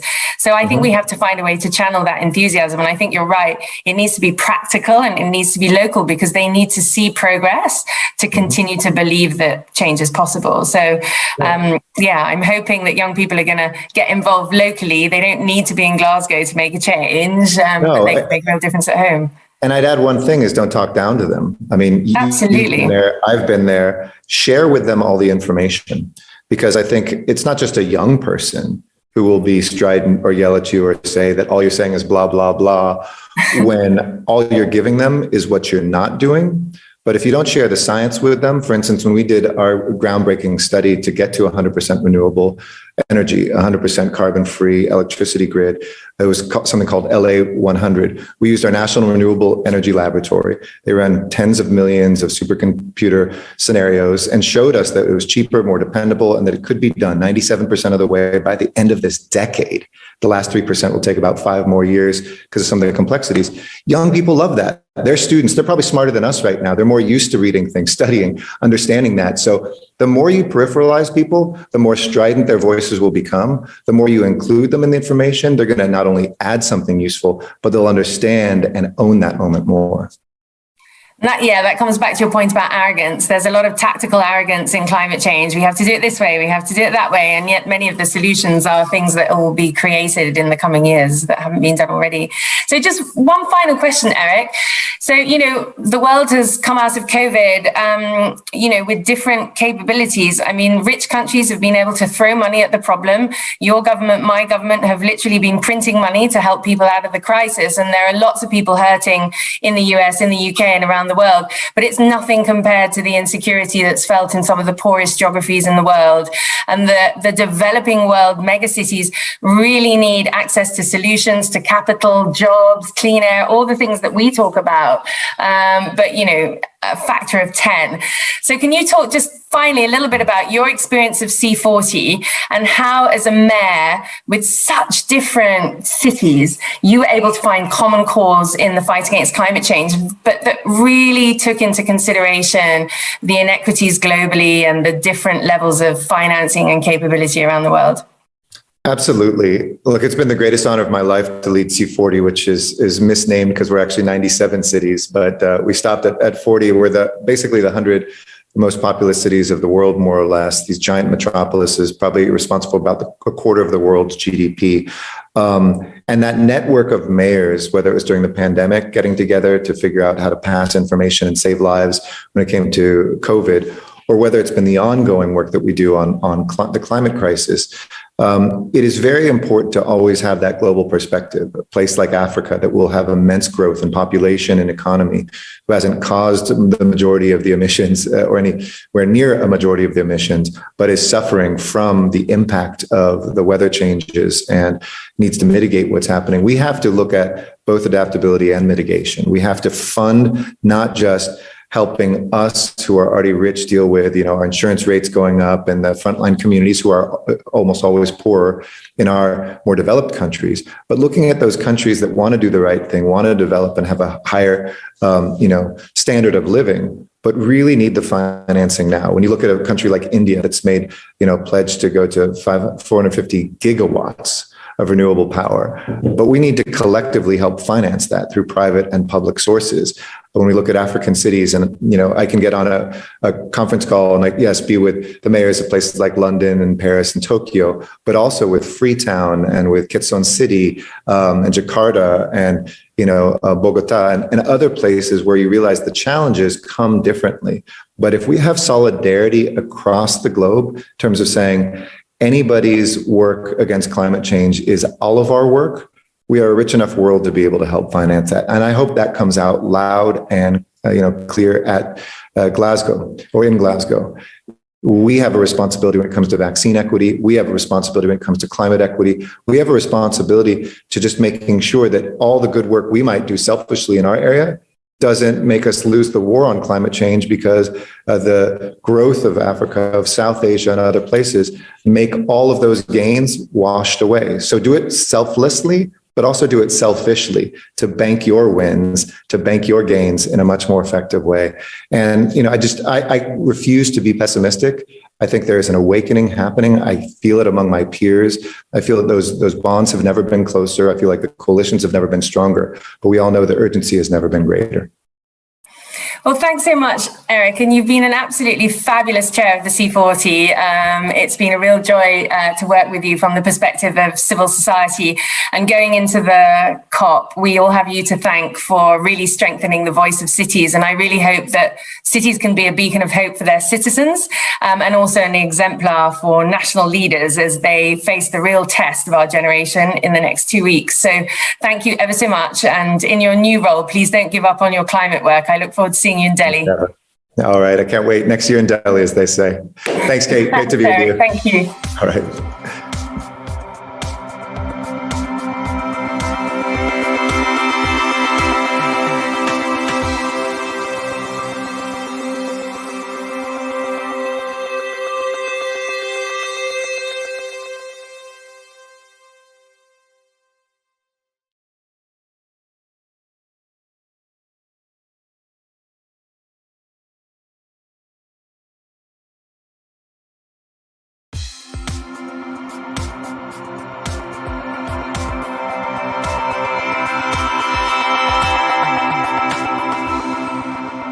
Welcome to 92Y City Summit.